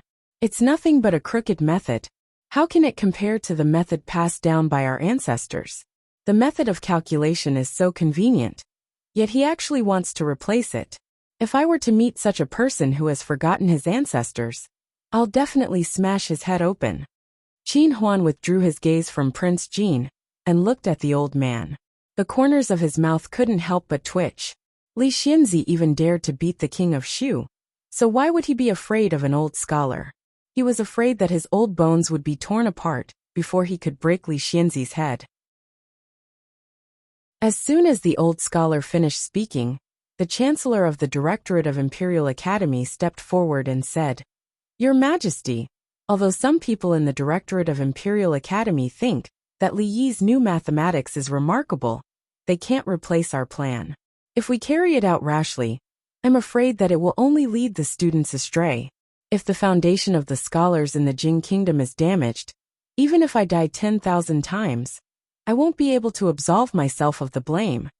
In front of Emperor Jing, the Chancellor of the Directorate had already spoken very tactfully. The general meaning was that Li Yi's new mathematics was nothing. The Directorate of Imperial Academy didn't care about it at all. "Your Majesty, you are a layman, so don't blindly compare. When it comes to this, the Directorate of Imperial Academy is the professional." After that, several people stepped forward to speak. The general meaning was similar to that of the Chancellor of the Directorate of Imperial Academy. They belittled Li Yi's new mathematics. If such a person was allowed to teach the princes and princesses, not only would the Directorate of Imperial Academy and Hongwen School lose face, but His Majesty would also lose face outside the palace. Emperor Jing frowned, and a trace of doubt finally appeared on his face. Although he had dabbled in mathematics, He was not arrogant enough to think that he was better than the Directorate of Imperial Academy. Everyone, including the two great scholars, belittled Li Yi's new mathematics. Was he really wrong? Thinking of the way Li Yi used to teach the princes and princesses, Emperor Jing became even more doubtful. Seeing the doubt on Emperor Jing's face, the officials of the Directorate of Imperial Academy and the scholars of Hongwen's school finally breathed a sigh of relief. The teachers of the princes were respected and extraordinary. This was an invisible umbrella in itself. Without this identity, the Prince of Chong and County was just the Prince of Chong and County. It would be much more convenient for them to deal with it. Qin Huan looked at Yan Bing again and found that he still had a dead face. His Majesty was obviously about to be convinced by them. Was Yan Bing really not going to do anything? Forget it. Anyway, this matter has nothing to do with me. Qin Huan shook his head and inadvertently glanced at Prince Jean behind him. He found that Prince Jean had put down his brush and stretched himself. The expression on his face seemed to be a little satisfied. In that case, thinking that Li Yi himself seemed not very satisfied with this task, Emperor Jing thought for a while and said, "Let's choose from the Directorate of Imperial Academy." Father. Suddenly, a child's voice came from behind. Emperor Jing turned his head and saw Prince Jean Li Han standing behind him with something in his hand. Taking a closer look, he found that it was a memorial that had just been submitted by the Ministry of War. It recorded the details of various military expenses. It was also the thing that the two ministers had just argued about. He took the memorial from Li Han's hand and said, "You can't touch this. Han, wait a little longer. Father will play with you when it's over." Father, they made a mistake in one of the questions. Prince Jean raised his head and looked at Emperor Jing. The 9-year-old fat boy was actually quite handsome. When he raised his head and spoke, he had a kind of cute feeling. At this time, his face was a little proud, like a child who had done a good deed, and was waiting for an adult to praise him. This was the truth. Emperor Jing was stunned for a moment. Then he smiled and shook his head, saying, "Honor, don't make trouble. Go over there to play." Even though Li Yi had once told him that Prince Jean was very talented in mathematics, Emperor Jing did not think that he would be better than the mathematics masters of the Directorate of Imperial Academy. If there was a problem with this memorial, who knew how many heads the Ministry of War would lose? How could Yan Bing take this matter lightly? Father, they really made a mistake. His father did not believe him. Li Han felt a little wronged and said anxiously. Emperor Jing frowned and was about to reprimand him. However, when he saw Prince Jin's aggrieved face and his tears were about to come out, he remembered that he did not know how long it had been since he had a good talk with him. His heart softened and he said, "Well then, Honor, tell father, where did they make a mistake?" The fat boy smiled again and opened the memorial in Emperor Jing's hand. Seeing the dense and strange characters on the memorial, Minister of War Yan Bing's face changed greatly. He looked at Emperor Jing and said, "Your Majesty, this?" Emperor Jing waved his hand and said, "Just draw up a new one after you leave." Yan Bing watched Prince Jean open the long memorial and spread it on the ground. The original blank space had long been filled with characters. He could only nod with a bitter smile. "Here, it's here." The fat boy pointed to a place and said confidently, "Father, look. The transportation of grain and fodder between Liangzhou and Yuzhou should not be distributed like this. In this way there will be too much consumption on the road." Prince Jean half knelt on the ground and pointed to a formula next to him. He said, "If there is a little more here and a little less here, it will be the best distribution. At least, the consumption will be reduced by more than 10%. It will also be a lot of money." The people of the Imperial College did not take this matter to heart. Yan Bing and Emperor Jing did not think that a 9-year-old child could point out the mistakes in the Imperial Court's military expenditure, so they did not pay much attention. Although Prince Jin's words were vague, Qin Huan, who had always been sensitive to money, quickly understood. The Ministry of Revenue had always aimed to do the most things with the least amount of money. No matter where the application was, they wanted to reduce the amount by 20%. The amount of military expenditure was huge, and the Ministry of Revenue allocated the majority of it every year. He had always been very cautious. However, because the Ministry of War had its own calculation method, and he had the help of the Imperial College's mathematical masters, Qin Huan almost never doubted their correctness. What was the result? The problem could be solved with 100,000 taels, but the Ministry of War asked for 120,000 taels from the Ministry of Revenue. Of course, this money was not embezzled by the Ministry of War. It was wasted on the road. And this was only the first time. 20,000 taels for one time. How much would it be for 10 times? If the mathematical masters of the Imperial College were at this level, how much money would the National Treasury have wasted over the years? Qin Huan's heart was immediately filled with anger when he thought about the emperor's reduction of taxes, the emptiness of the National Treasury, and how he worried about money every day. He had trouble eating and sleeping. The Ministry of War and the Imperial College were dragging the Ministry of Revenue down. Of course, he would not be so impulsive. Prince Jean was only a child who was less than 10 years old. What if he made a mistake? So, Qin Huan squatted down and began to check his calculation. Not long after, Qin Huan's breathing gradually became heavy. He looked up at the Minister of War, Yan Bing, and the people of the Imperial College. His eyes were bloodshot, like a fierce beast choosing its prey. Chapter 455. Okay, I got it. Honor, go over there and play for a while. I'll be back soon. Emperor Jing helped Prince Jean up from the ground and patted the dirt off him. Although Prince Jean had become unusually well-behaved and sensible these days, he was still a child who was less than 10 years old. Emperor Jing still did not think that he could participate in these military and national affairs. Father, Li Han was not stupid.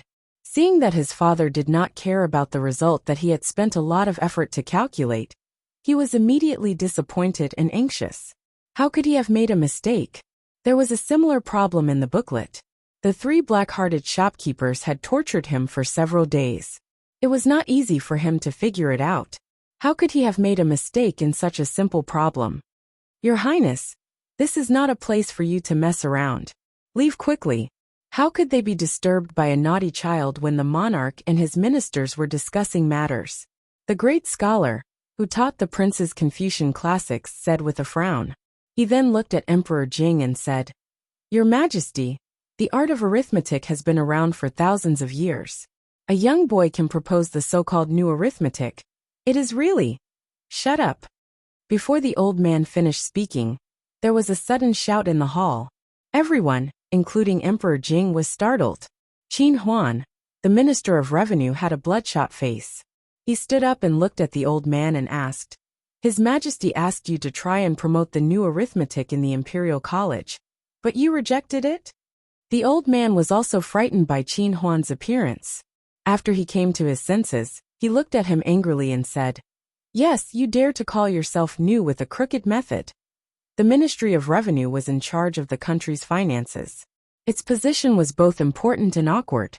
For the sake of money, it often entangled with various ministries. The officials of the Ministry of Revenue hoped that the national treasury would be full, and that money would never run out. At this time, Qin Huan did not care that this was the hall of diligent government. His Majesty was beside him. All he could think about was the money that had been lost. He felt that his heart was bleeding. He rushed up and grabbed the old man's collar. He said word by word, Say it again? At this moment, he didn't care about any great scholars at all.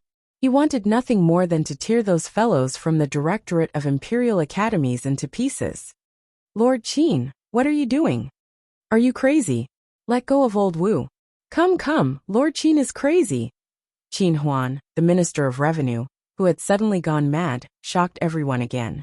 They were afraid that he would beat Elder Wu up like Li Xianzi. What was going on in the Imperial Palace? Could it be that something evil had happened? In just a few days, a county magistrate and a minister had gone crazy one after another. It seemed that they needed to invite a few Taoist masters to exorcise the evil. The people from the directorate hurried forward to pull the two apart, but Qin Huan refused to let go. His furious gaze sent chills down their spines. Emperor Jing recovered from the shock and quickly said, Minister Qin, what happened?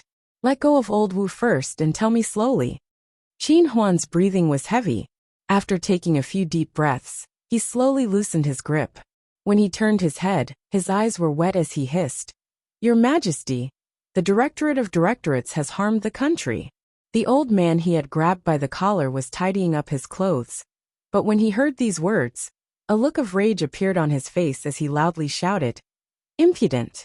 Official Qin, you are the Minister of Revenue, yet you dare to speak such words to insult my directorate. This old man will definitely report you in court in front of all the officials. Report your mother. At this moment, Qin Huan finally understood Li Xinzi's feelings. Even though the other party was a respected scholar, he still turned his head and scolded him before kicking him. The dignified scholar of the directorate had been kicked by the Minister of Revenue. The atmosphere in the hall suddenly became a little quiet. Mad official Qin was really mad. The people from the directorate were so agitated that they even forgot to help Elder Wu up. The Minister of War, Yan Bing, finally revealed a shocked expression. He had never thought that Qin Huan, who had always been known as a gentleman, would have such a violent side. Yan Bing admitted defeat to beating the directorate's great scholar in front of His Majesty. Li Han sniffled and looked at the scene in front of him. He suddenly had a bad premonition. Before anyone could say anything, Qin Huan picked up the memorial and handed it to an official of the directorate. With a trace of disappointment on his face, he said, Take a look, all of you. There happened to be a professor of mathematics in the hall today. When he saw Minister Qin's appearance, he felt a chill in his heart and moved his head closer. A moment later, the professor's forehead was covered with a fine layer of sweat. He raised his head and wanted to say something, but his lips were trembling, and he couldn't make a sound. Plop! The dignified professor of mathematics of the directorate collapsed to the ground with his legs weak. Professor Su, what's wrong? What happened? Say something. Professor Su, Professor Su. The official of the directorate shook Professor Su's shoulder anxiously, only to find that his face was pale and his eyes were lifeless. He didn't say a word. Minister of War Yan Bing, who was standing to the side, seemed to think of something. His face suddenly turned pale. When he looked at Qin Huan, he found that Qin Huan was looking at him with pity. His heart gradually sank into a bottomless abyss. Seeing that Emperor Jing was still a little confused, Qin Huan picked up the memorial and walked in front of Li Han. He said respectfully, Your Highness Prince Jin, please tell us again. Even if Prince Jin was young and ignorant, he knew that something big had happened. He didn't want to show off anymore and ran out of the door. Father, I suddenly remembered that Lady Mother was looking for me. I'll go back first. After running a few steps out of the hall, he was caught by the guards.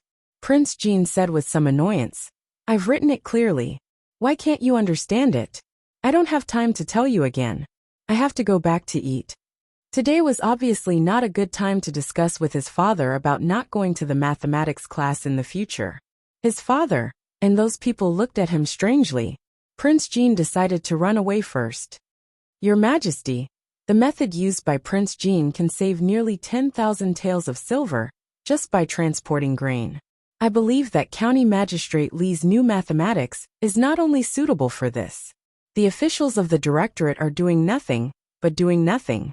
They have eyes but failed to recognize Emingzu. It's a big mistake. Although Qin Huan calmed down, his tone was still angry. Hunter, does teacher teach you these things in class? Emperor Jing thought for a moment, looked down at Prince Jin and asked. Thinking of the difficult problems in the booklet, Prince Jin shook his head and said, This is nothing. Teacher's teaching is much more difficult than these. Emperor Jing touched his head with a smile and said, Father knows. Hunter, go back first. Father has something important to discuss with these officials. Li Han felt as if he had been pardoned and ran out quickly. We are guilty. When Prince Jin stepped out of the hall, all the people of the directorate knelt down and said in a trembling voice. Chapter 456. The people of the directorate, who were filled with righteous indignation and wanted to abolish the new mathematics, could only kneel in the hall and did not dare to raise their heads. The three elders, including the great scholar who was kicked to the ground by Qin Huan, the Minister of Revenue, did not kneel together, but their faces were red with shame. Their decades of reputation had been ruined. If there was a crack in the ground in front of them, they would have crawled into it.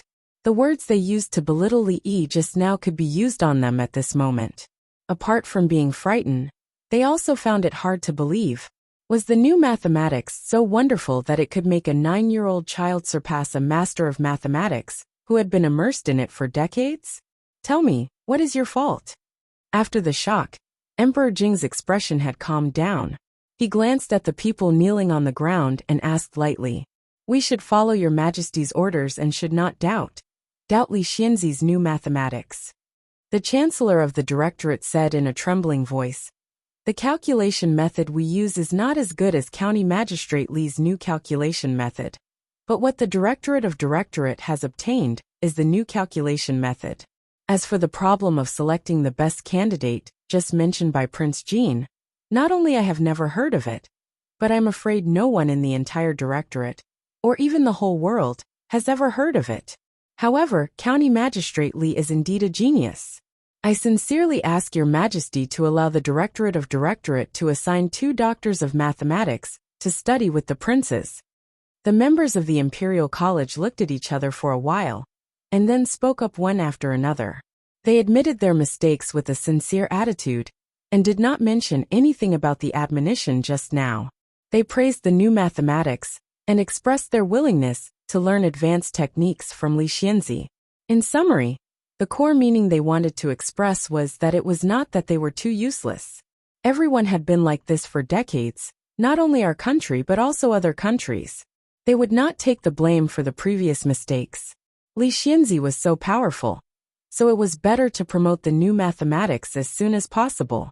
It was not that they did not want to take the blame, but that they could not bear it at all. According to Lord Qin, the National Treasury lost a terrifying amount of money every year. Even if the directorate sold itself, it would not be able to pay it back. The Minister of War, Yan Bing, knelt in front of Emperor Jing. His face was ashen as he said in a deep voice, "The military expenditure was not calculated accurately. Even if I were to die 10,000 times, I would not be able to atone for my sins." Emperor Jing personally helped him up. He shook his head and said, "This matter is not your fault. If we really talk about it, I am also at fault.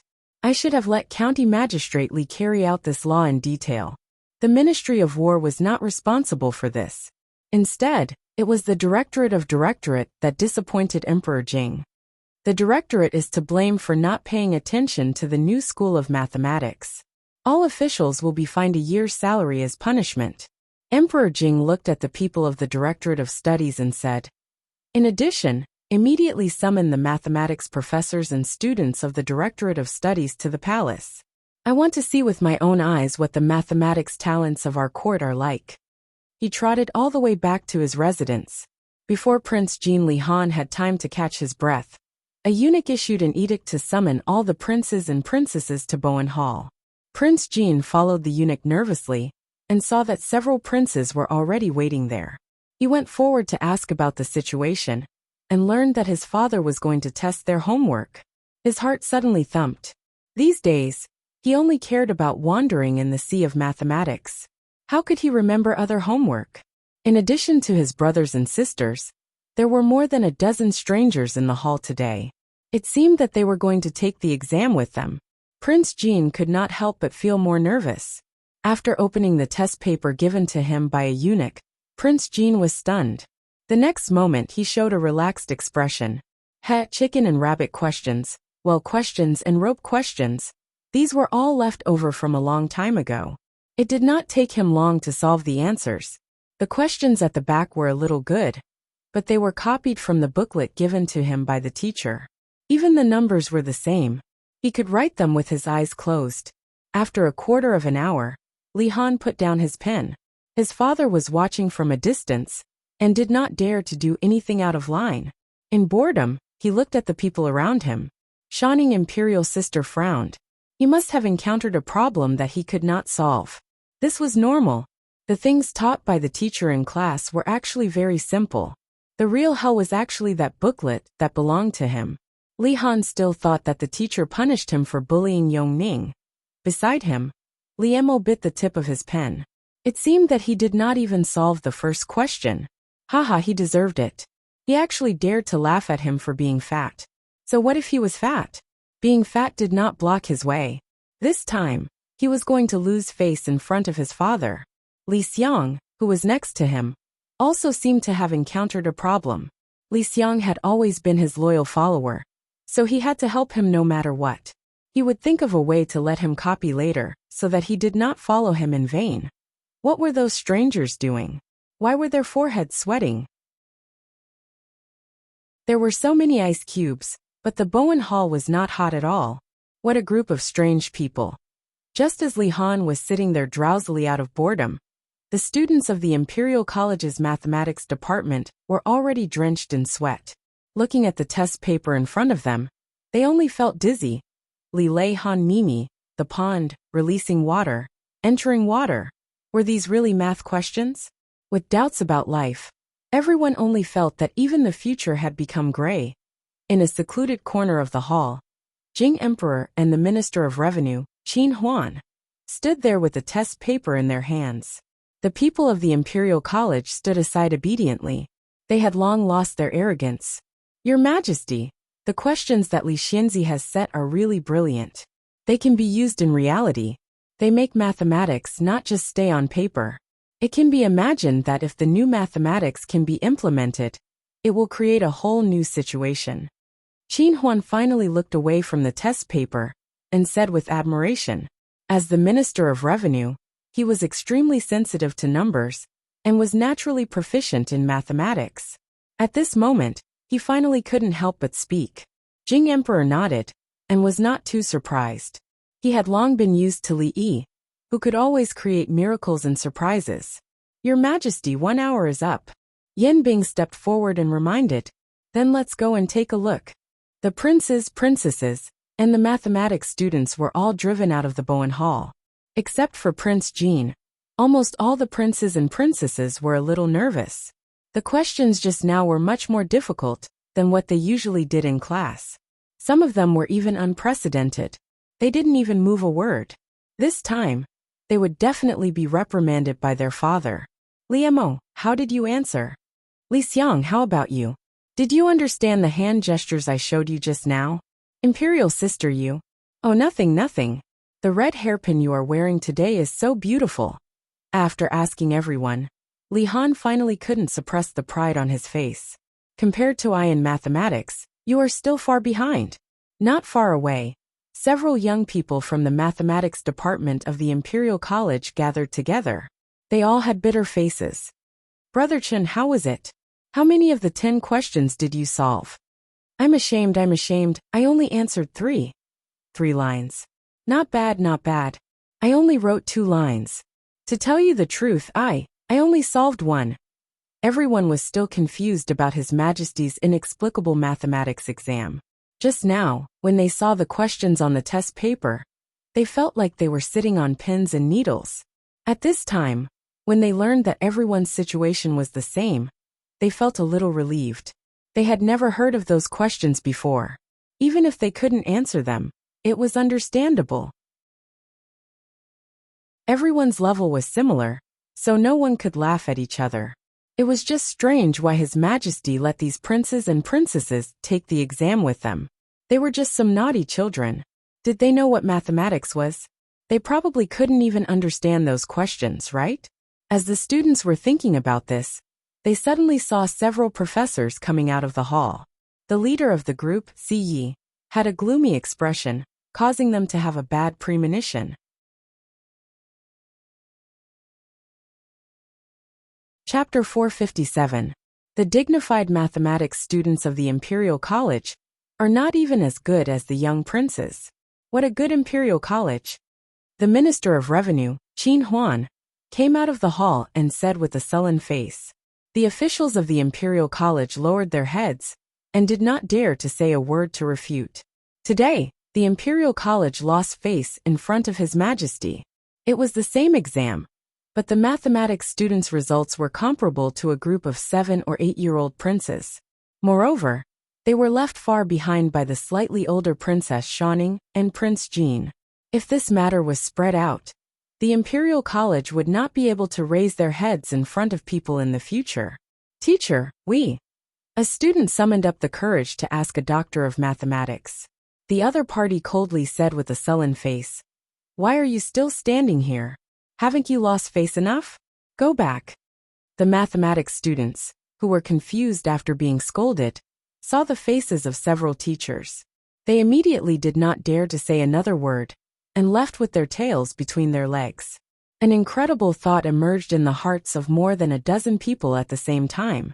Could it be that the little princes and princesses really solved those abnormal problems that even they could not solve?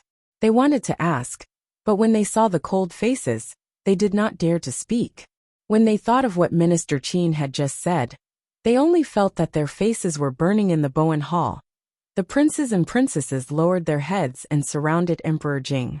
They knew that their father, the emperor, would not be satisfied with this exam, so they carefully did not dare to speak. As for Prince Jean Li Han, he raised his head high and looked at the world with disdain. As the only person who answered all 10 questions correctly, he had such confidence. Princess Xiaoning was the most lively. She did not seem to care at all.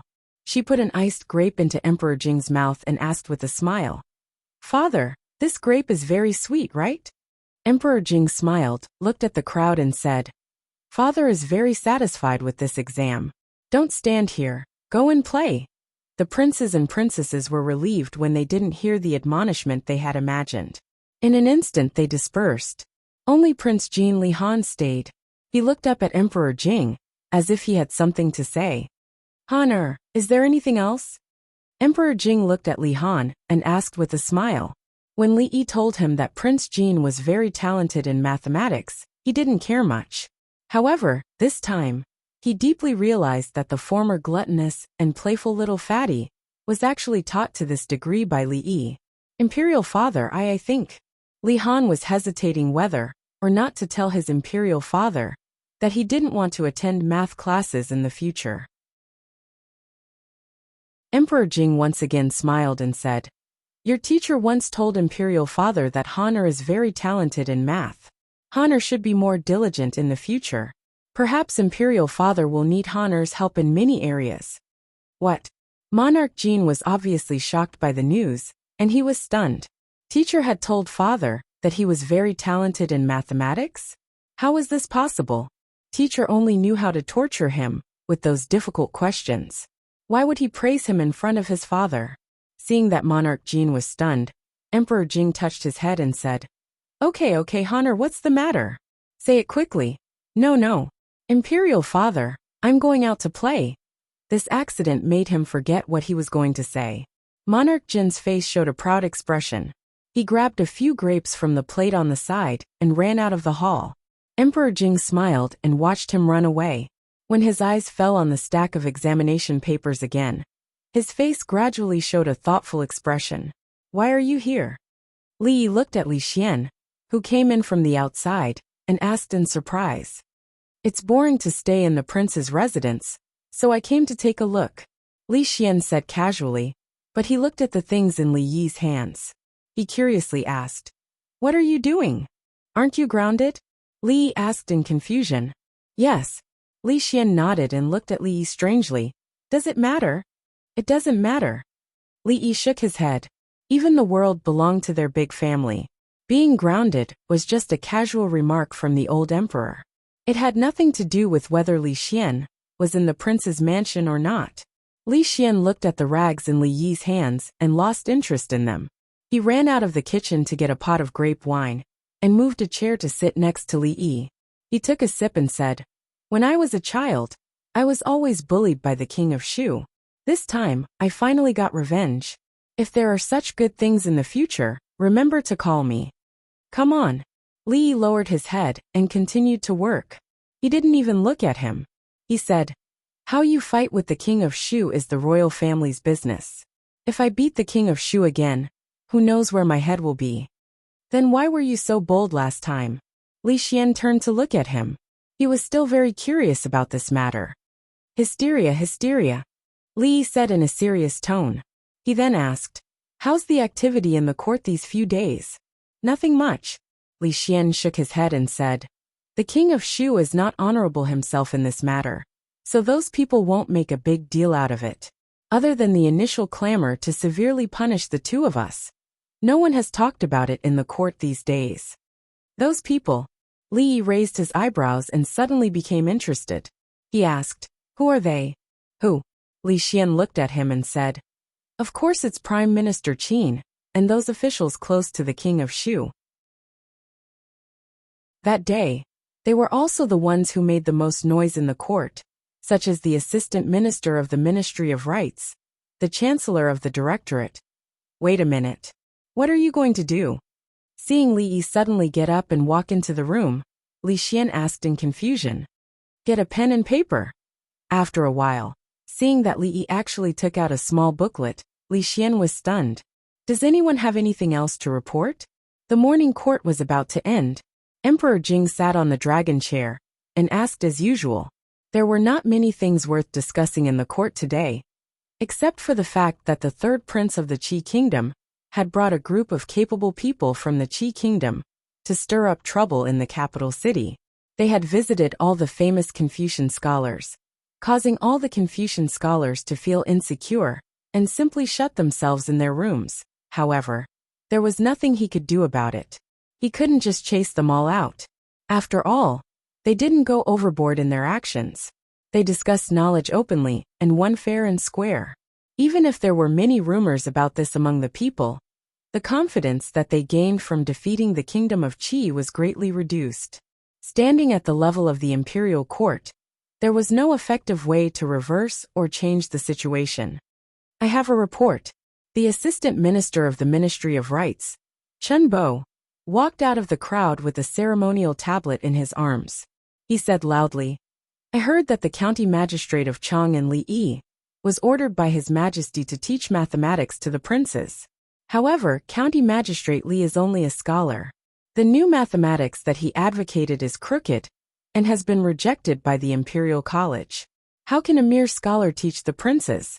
It is not in accordance with etiquette and etiquette." Assistant Minister Chen from the Ministry of Rights said a lot. The officials had different thoughts. Emperor Jing was expressionless. The Chancellor of the Imperial College's mouth twitched. He wished he could sew Assistant Minister Chen's mouth. The Imperial College had just lost face in front of His Majesty the previous day. Several mathematics professors spent the night studying the new mathematics. After all, this time it was pardonable, but if something were to happen again, it would not be just a punishment of a year's salary forfeiture. Assistant Minister Chen's words undoubtedly dragged the Imperial College out again and roasted them on the fire.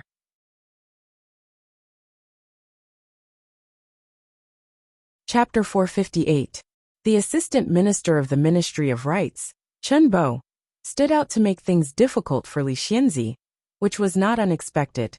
As an important figure in Duke Chen's mansion and a staunch supporter of the King of Shu, Chen Bo could not convict Li Xianzi of beating up a prince, but he had to find a way to do something about it. However, they did not expect that he would choose to break through like this, which was really unexpected. Even if Li Xianzi really had great talent, he was too young. He was neither the Grand Tutor nor the Grand Tutor. Of course, he was not a famous Confucian scholar.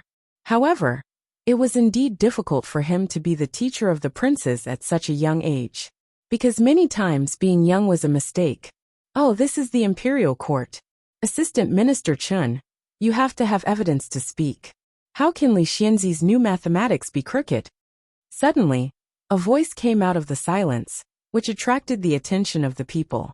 "Minister Qin?" Seeing that figure, the officials were immediately filled with doubts. The first person to stand up for Li Xianzi was not Li Mingzi, the Assistant Minister of the Ministry of Personnel, nor Yin Bing, the Minister of War, nor the old general who was very protective of him. It was Minister Qin of the Ministry of Revenue.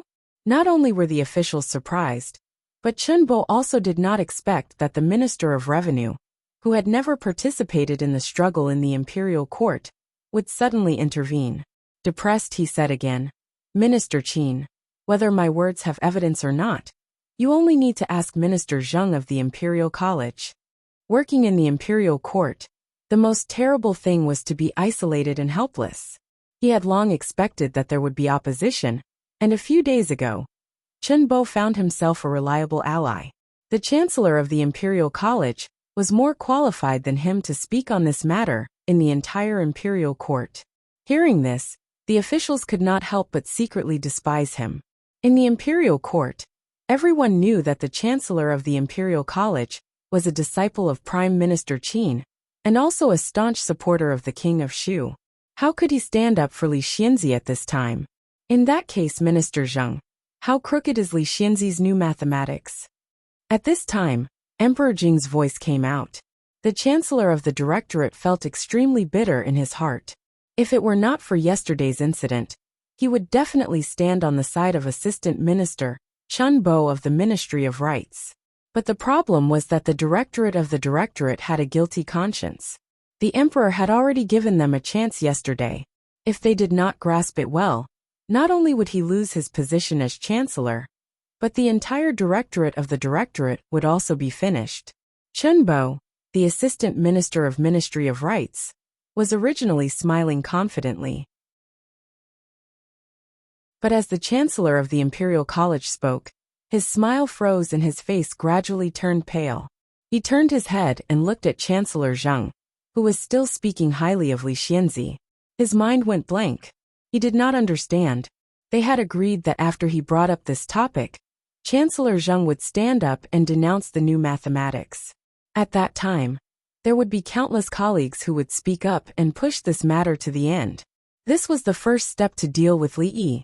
Only after this step was taken could the subsequent plan be carried out. But what was Chancellor Zheng putting on this show again? After Chancellor Zheng spoke, the officials were also stunned. Did Chancellor Zheng take the wrong medicine today? Why did he speak up for the county magistrate of Chang'an? Or did he have a grudge against Chen Bo? But weren't he and Assistant Minister Chen close to the King of Shu? Why would he embarrass Assistant Minister Chen in front of His Majesty and the officials? Among the officials, Chen Qing and Chen Chong frowned. This was because Chen Bo had not only lost his face, but also the face of the Chen family. What was wrong with Chancellor Zheng? Why did he suddenly change sides? In front of the officials, Prime Minister Qin was expressionless. It was impossible to tell whether he was happy or angry. However, many officials looked at the Chancellor of the Imperial College with slightly angry expressions. His performance today had completely exceeded their expectations. Minister Chen, do you have anything else to say? After the Chancellor of the Imperial College finished speaking, Emperor Jing looked at Chen Bo and asked again. I have nothing to say. Chen Bo's face turned green and white. He gritted his teeth and spoke. Not long after, the officials walked out of the hall one after another. Chancellor Zheng stood in front and wanted to explain to Assistant Minister Chen. Unexpectedly, when Assistant Minister Chen walked past him, he only snorted coldly and strode away. He stood in the same place, and his expression changed for a while. Finally, he flicked his sleeves and left. 10 more days. Li Yi counted the days with his fingers. He turned his head to look at Li Xian and said, "Why don't you go into the palace and tell His Majesty that Yongning's condition has just improved? The environment in the palace is harmful to her condition. Can she be taken out for treatment?" Li Xian rolled his eyes at him and said, "I am still grounded by Uncle Huang, and can only stay in the Crown Prince's residence. How can I go into the palace to see him?" Li Yi shook his head. It seemed that he could not rely on this matter. However, he had waited for a year. A few more days did not matter. He lowered his head and continued to busy himself with the work at hand. Outside the courtyard, there was the sound of light footsteps approaching. "Marshal Uncle." Yang Liuqing stood at the door with a smile on his face. When Li Yi and Rui and Li Yi came to the capital from Qing'an Prefecture, Yang Liuqing did not go with them. He stayed in Qing'an Prefecture to help with the matters of the hero list. Mississippi Lu's female army also stayed there. This time, they came with Wan Ruoqing. Other than them, the real backbone of the brothel had completed the transfer from Qing'an Prefecture to the capital. "Old son, who was eager to develop, had long been impatient with them. Wanruaching did not come to the Viscount's manor. Instead, she had Yang Liuqing bring a letter. "It's finally here." Li Yi finished reading her letter and put it back into the envelope. He raised his head to look at the distant sky and murmured in a low voice, "It's your luck to be able to enter the Qin manor. Keep your eyes open and work honestly. Don't look at things you shouldn't see and don't ask things you shouldn't ask. Otherwise, getting kicked out would be a light punishment. Do you all hear me?" In the Qin manor, a fat housekeeper stood with his hands on his hips. He pointed at the dozen or so new servants in the manor. "Yes," the servants said timidly. "Speak louder. Have you all not eaten?" The fat housekeeper asked with a frown. "Yes." "Qin Gui, what are you doing?" A voice came from behind. The fat housekeeper turned his head to look. In the next moment, a flattering smile appeared on his serious face. He said, "Fifth Master, the manor has been short on manpower recently. These are the new batch of servants we hired today." With that, he turned his head again. He looked at the group of servants and said, "Open your eyes wide and look carefully. This is the fifth master of the family. Quickly greet the fifth master." Hearing this, the new servants hurriedly bowed to the fifth master of the Qin manor. "Housekeeper Gui, where do you want to put these bags?" At this time, a figure with only half his head exposed walked over from behind. He carried several large bags on his shoulders and turned his head to ask the fat housekeeper, "Kitchen, kitchen. How many times do I have to say it? Put it in the kitchen." The fat housekeeper kicked the man's butt and said, "You only grow your body, but who knows where your brain has gone?" "Okay." The large man didn't get angry after being kicked. He responded and continued forward. "Wait a moment." The Qin clan's fifth master suddenly spoke. He looked at him and asked, "What is your name?" Replying to master, "This little one is Wu Er." The man replied with a simple and honest smile. The housekeeper called Qin Gui hastily said, "Fifth master, this is the distant nephew of old man Wu, who repairs the garden. He came to seek shelter with old man Wu. I saw that he had some strength, so I had him come to the manor to do some odd jobs to eat." The Qin clan's fifth master thought for a moment and said, "I just happen to be lacking someone who can use strength. You can make the arrangements." Qin Gui was stunned for a moment. Then he immediately nodded and said, Okay. Don't worry, fifth master. I will make the arrangements in a moment." Having said that, he kicked the man's butt and said, "What are you waiting for? It is your good fortune that fifth master has taken a fancy to you. Hurry up and thank fifth master." The man gave a simple smile and promptly said, "Thank you, fifth master. Thank you, fifth master." The Qin clan's fifth master waved his hand and turned to leave. The fat housekeeper looked at the man and smacked his lips. He said, "Following fifth master is much better than doing odd jobs. Boy, you are really lucky." The other servants all looked at the large man with envious expressions. He had just entered the Qin manor and was already valued by an old master. His starting point was much higher than theirs. The man didn't seem to care about this. He carried the bags on his back and left with a simple smile. After walking 2 steps, he turned back and scratched his head with one hand. He asked, "Housekeeper Gui, I forgot to ask. Where are these bags?"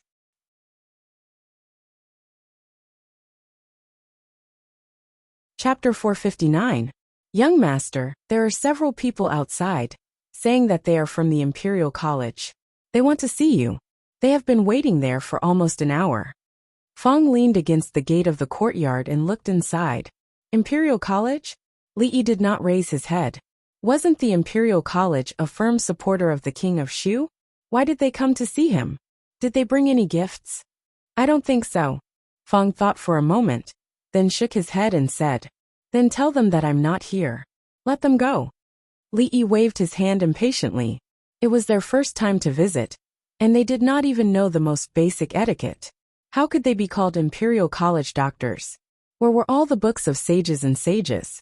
Didn't the sages teach them to bring gifts when visiting others? Feng took the order and walked out of the gate. He said to the people beside the carriage, "My young master is not here. You can leave." "He's not here." The professors from the Imperial College looked at each other in dismay. Li Xianzi was grounded at home by His Majesty and could not go anywhere. Even if he wanted to brush them off, he should at least find a decent reason. People under the eaves had to lower their heads. No matter how angry they were, they still had to maintain etiquette. They cupped their hands and said, "Please help us to inform him that the Imperial College Doctors of Arithmetic are here to learn new arithmetic from Li Xianzi by His Majesty's order." "Do you guys not understand what I'm saying?"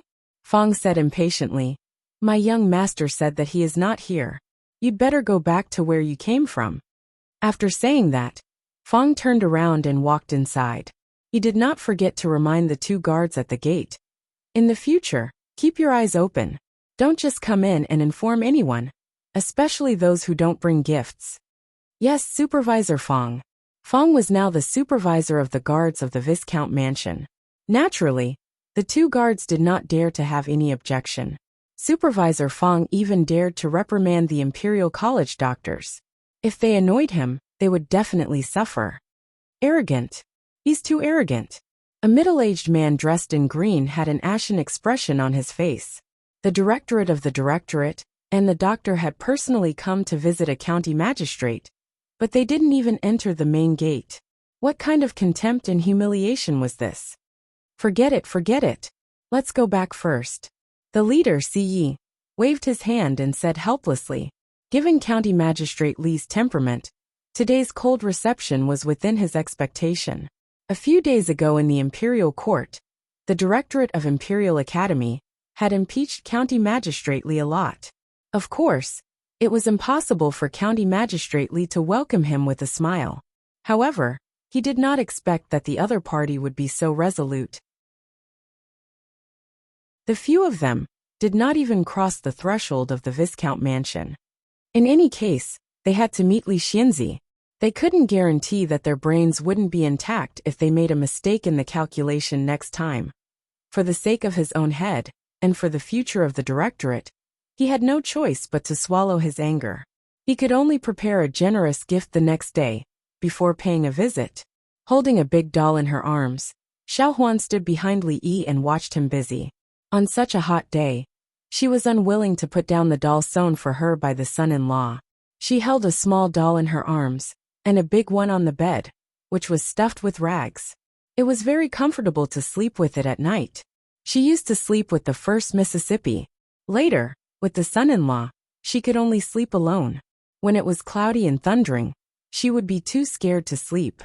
These days, she slept much more peacefully with the doll in her arms. "Son-in-law, I've sent those people away." Fang came in from outside again and said, "I think they will come again. What if they bring gifts next time? Then leave the gifts and send them away." Li Yi was thinking about whether the bow on the sheep's horns was on the left or the right, so he said casually, "Oh." Lao Fang nodded and said, "If there's nothing else, I'll go to Old Sun's place to help him. If you need anything, send someone to call me at the brothel in the city." Li Yi waved his hand and said, "Go. There's nothing here. Remember to take a bath when you come back. There's no smell of perfume in the brothel." After a while, Fang went out of the mansion with a smile on his face. He had to go to the brothel. Otherwise, it would be hard to explain to his wife at home. If there was a chance, he would help the second miss and find a few top martial arts masters to fight. At that time, he would have something to boast about to Xiaohong. Is it left or right? If it's only one side, it's not symmetrical. Will it look a little uncomfortable?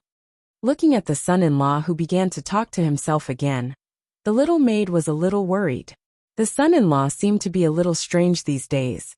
Did they really say so?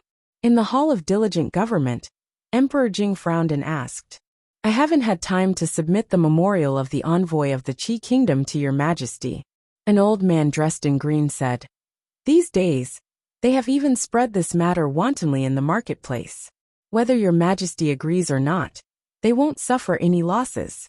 If your majesty agrees, then we will inevitably have to compete with them again.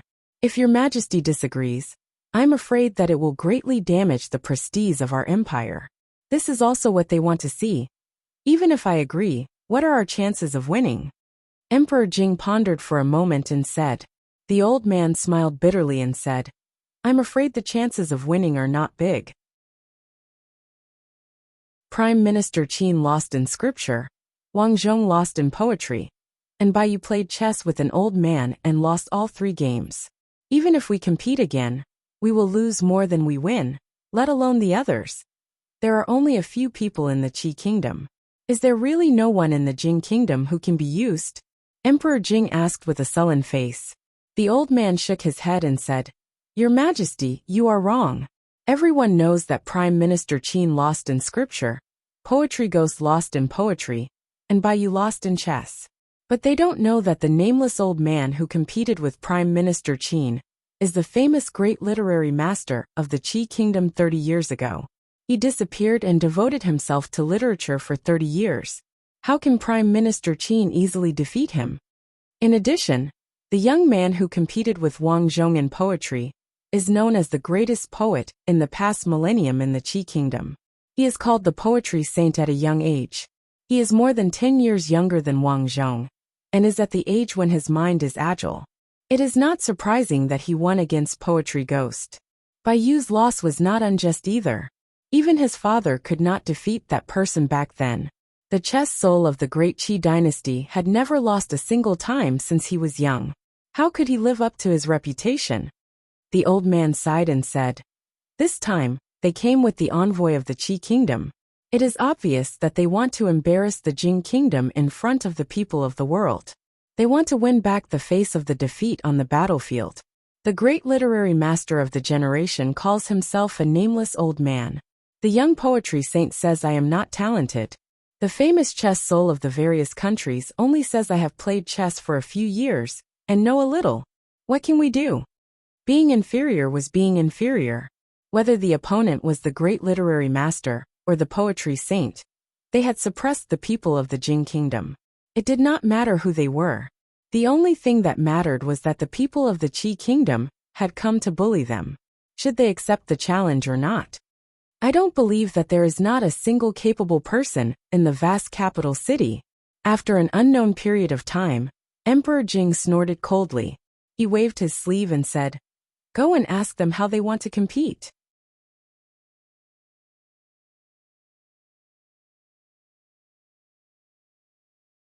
Is there really no one in our dynasty who dares to fight? Emperor Jing looked disappointed. In fact, when the envoy of the Qi kingdom made this request, he only had one choice. All the subjects and people in the capital, including the envoys of other countries, were watching another collision between the Qi kingdom and the Jing kingdom under the battlefield. The significance of this competition was related to the backbone of the country and the integrity of the people. It was no less important than a war. Whether the Jing kingdom would surpass the Qi kingdom again and gain great fame, or be suppressed by the Qi kingdom, and the people would suffer a setback. No matter what the result was, the Jing kingdom could not avoid this competition or the competition. Sigh. Suddenly, a sigh was heard in the silent court. A figure walked in from outside the hall trembling. He bowed to Emperor Jing twice and said, Your Majesty, I am willing to fight. A eunuch supported the old man with a terrified face. The guards at the door did not even dare to stop him. Grand Tutor Wang. No. Your Majesty, Grand Tutor is old. This must not be done. When this old man with white hair and a face full of wrinkles stood out, the officials were stunned for a moment. They immediately burst into an uproar and tried to dissuade him. Grand Tutor Wang was over 80 years old and had served several generations of emperors. In terms of seniority, he was much older than Prime Minister Qin and Prime Minister Shen. He was one of the few old men in the court, and did not usually have to attend court. No one knew why he was making an exception today. If this old man were to play chess with the people of Qi, the civil and military officials of the Jing kingdom would not be able to face others in the future. Teacher, why are you? Please have a seat. Emperor Jing stood up from the dragon throne and hurriedly ordered the guards to bring a chair. The old man did not sit down but continued to bow and said, I am not talented, but I have played chess for a few years. Since no one in the imperial court is willing, why don't you let me play? I hope your Majesty agrees. Emperor Jing walked down from the throne and said with a bitter smile, Teacher, why do you have to do this? The old man sighed and said, We cannot let outsiders think that there is no one in the Jing kingdom. When the old man's aged voice sounded, the officials looked ashamed.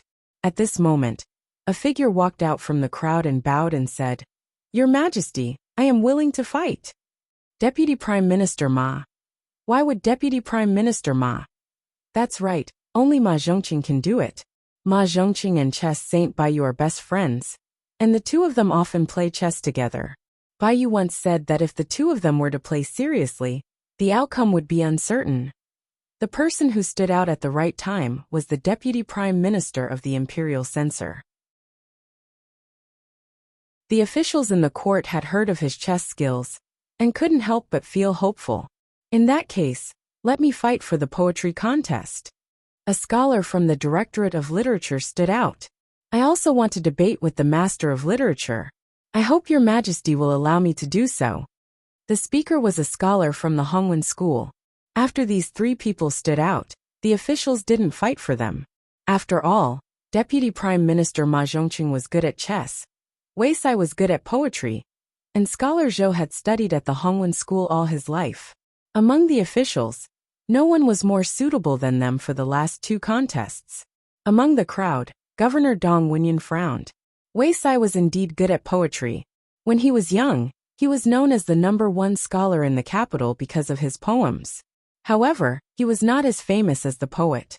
Even the poet was not as famous as the poet. How could Wei Sai win against the outstanding talent of the Qi Kingdom? When it came to poetry, the first person that came to his mind was, of course, that person. He was known as the #1 scholar of the Jing Kingdom. All of his poems were widely spread. If he could handle the poetry contest, it would be more stable. However, Dong Wenyan wanted to mention that name, but Wei Sai had already stood out. It was not appropriate for him to say it again. Moreover, that name was a sensitive topic in the court.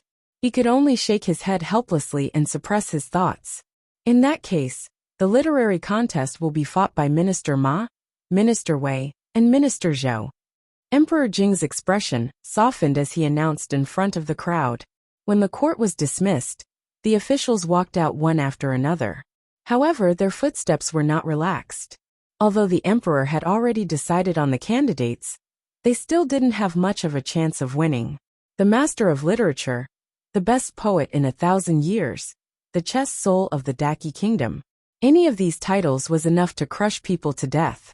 Who would dare to say that they would win? The shameless envoys of the Qi Kingdom had almost brought their trump cards. The hope of the literary contest was slim. It seemed that they could only pin their hopes on the martial contest. This is a once-in-a-lifetime opportunity. The Imperial Palace will be especially lively tomorrow. Are you really not going to take a look? Li Xian stood in front of Li Yi and said temptingly, "I'm not going." Li Yi said without hesitation. He found that two bow ties looked more comfortable. It was just that the tailor's craftsmanship was too poor. When Fong went to the Jade Courtyard today, he had to ask him to find a reliable tailor. You don't have to worry about being grounded. Uncle Huang has no time to care about us. I guarantee that the censors won't care either. Li Xian was looking forward to the bustling scene tomorrow, and continued to tempt him. Li Yi seemed to be moved. He finally looked up at him, and waved the thing in his hand in front of him. He asked, "Do you think one bow tie is better or two?" You're tuning in to the Li Mei's Sword of Destiny YouTube channel. We're so grateful for your support, and don't forget to subscribe to join us on this incredible journey through captivating stories. Your generosity through donations truly makes a world of difference, as it's the primary source of revenue that allows me to expand and enhance this channel for you. Thank you from the bottom of my heart for being a part of this adventure.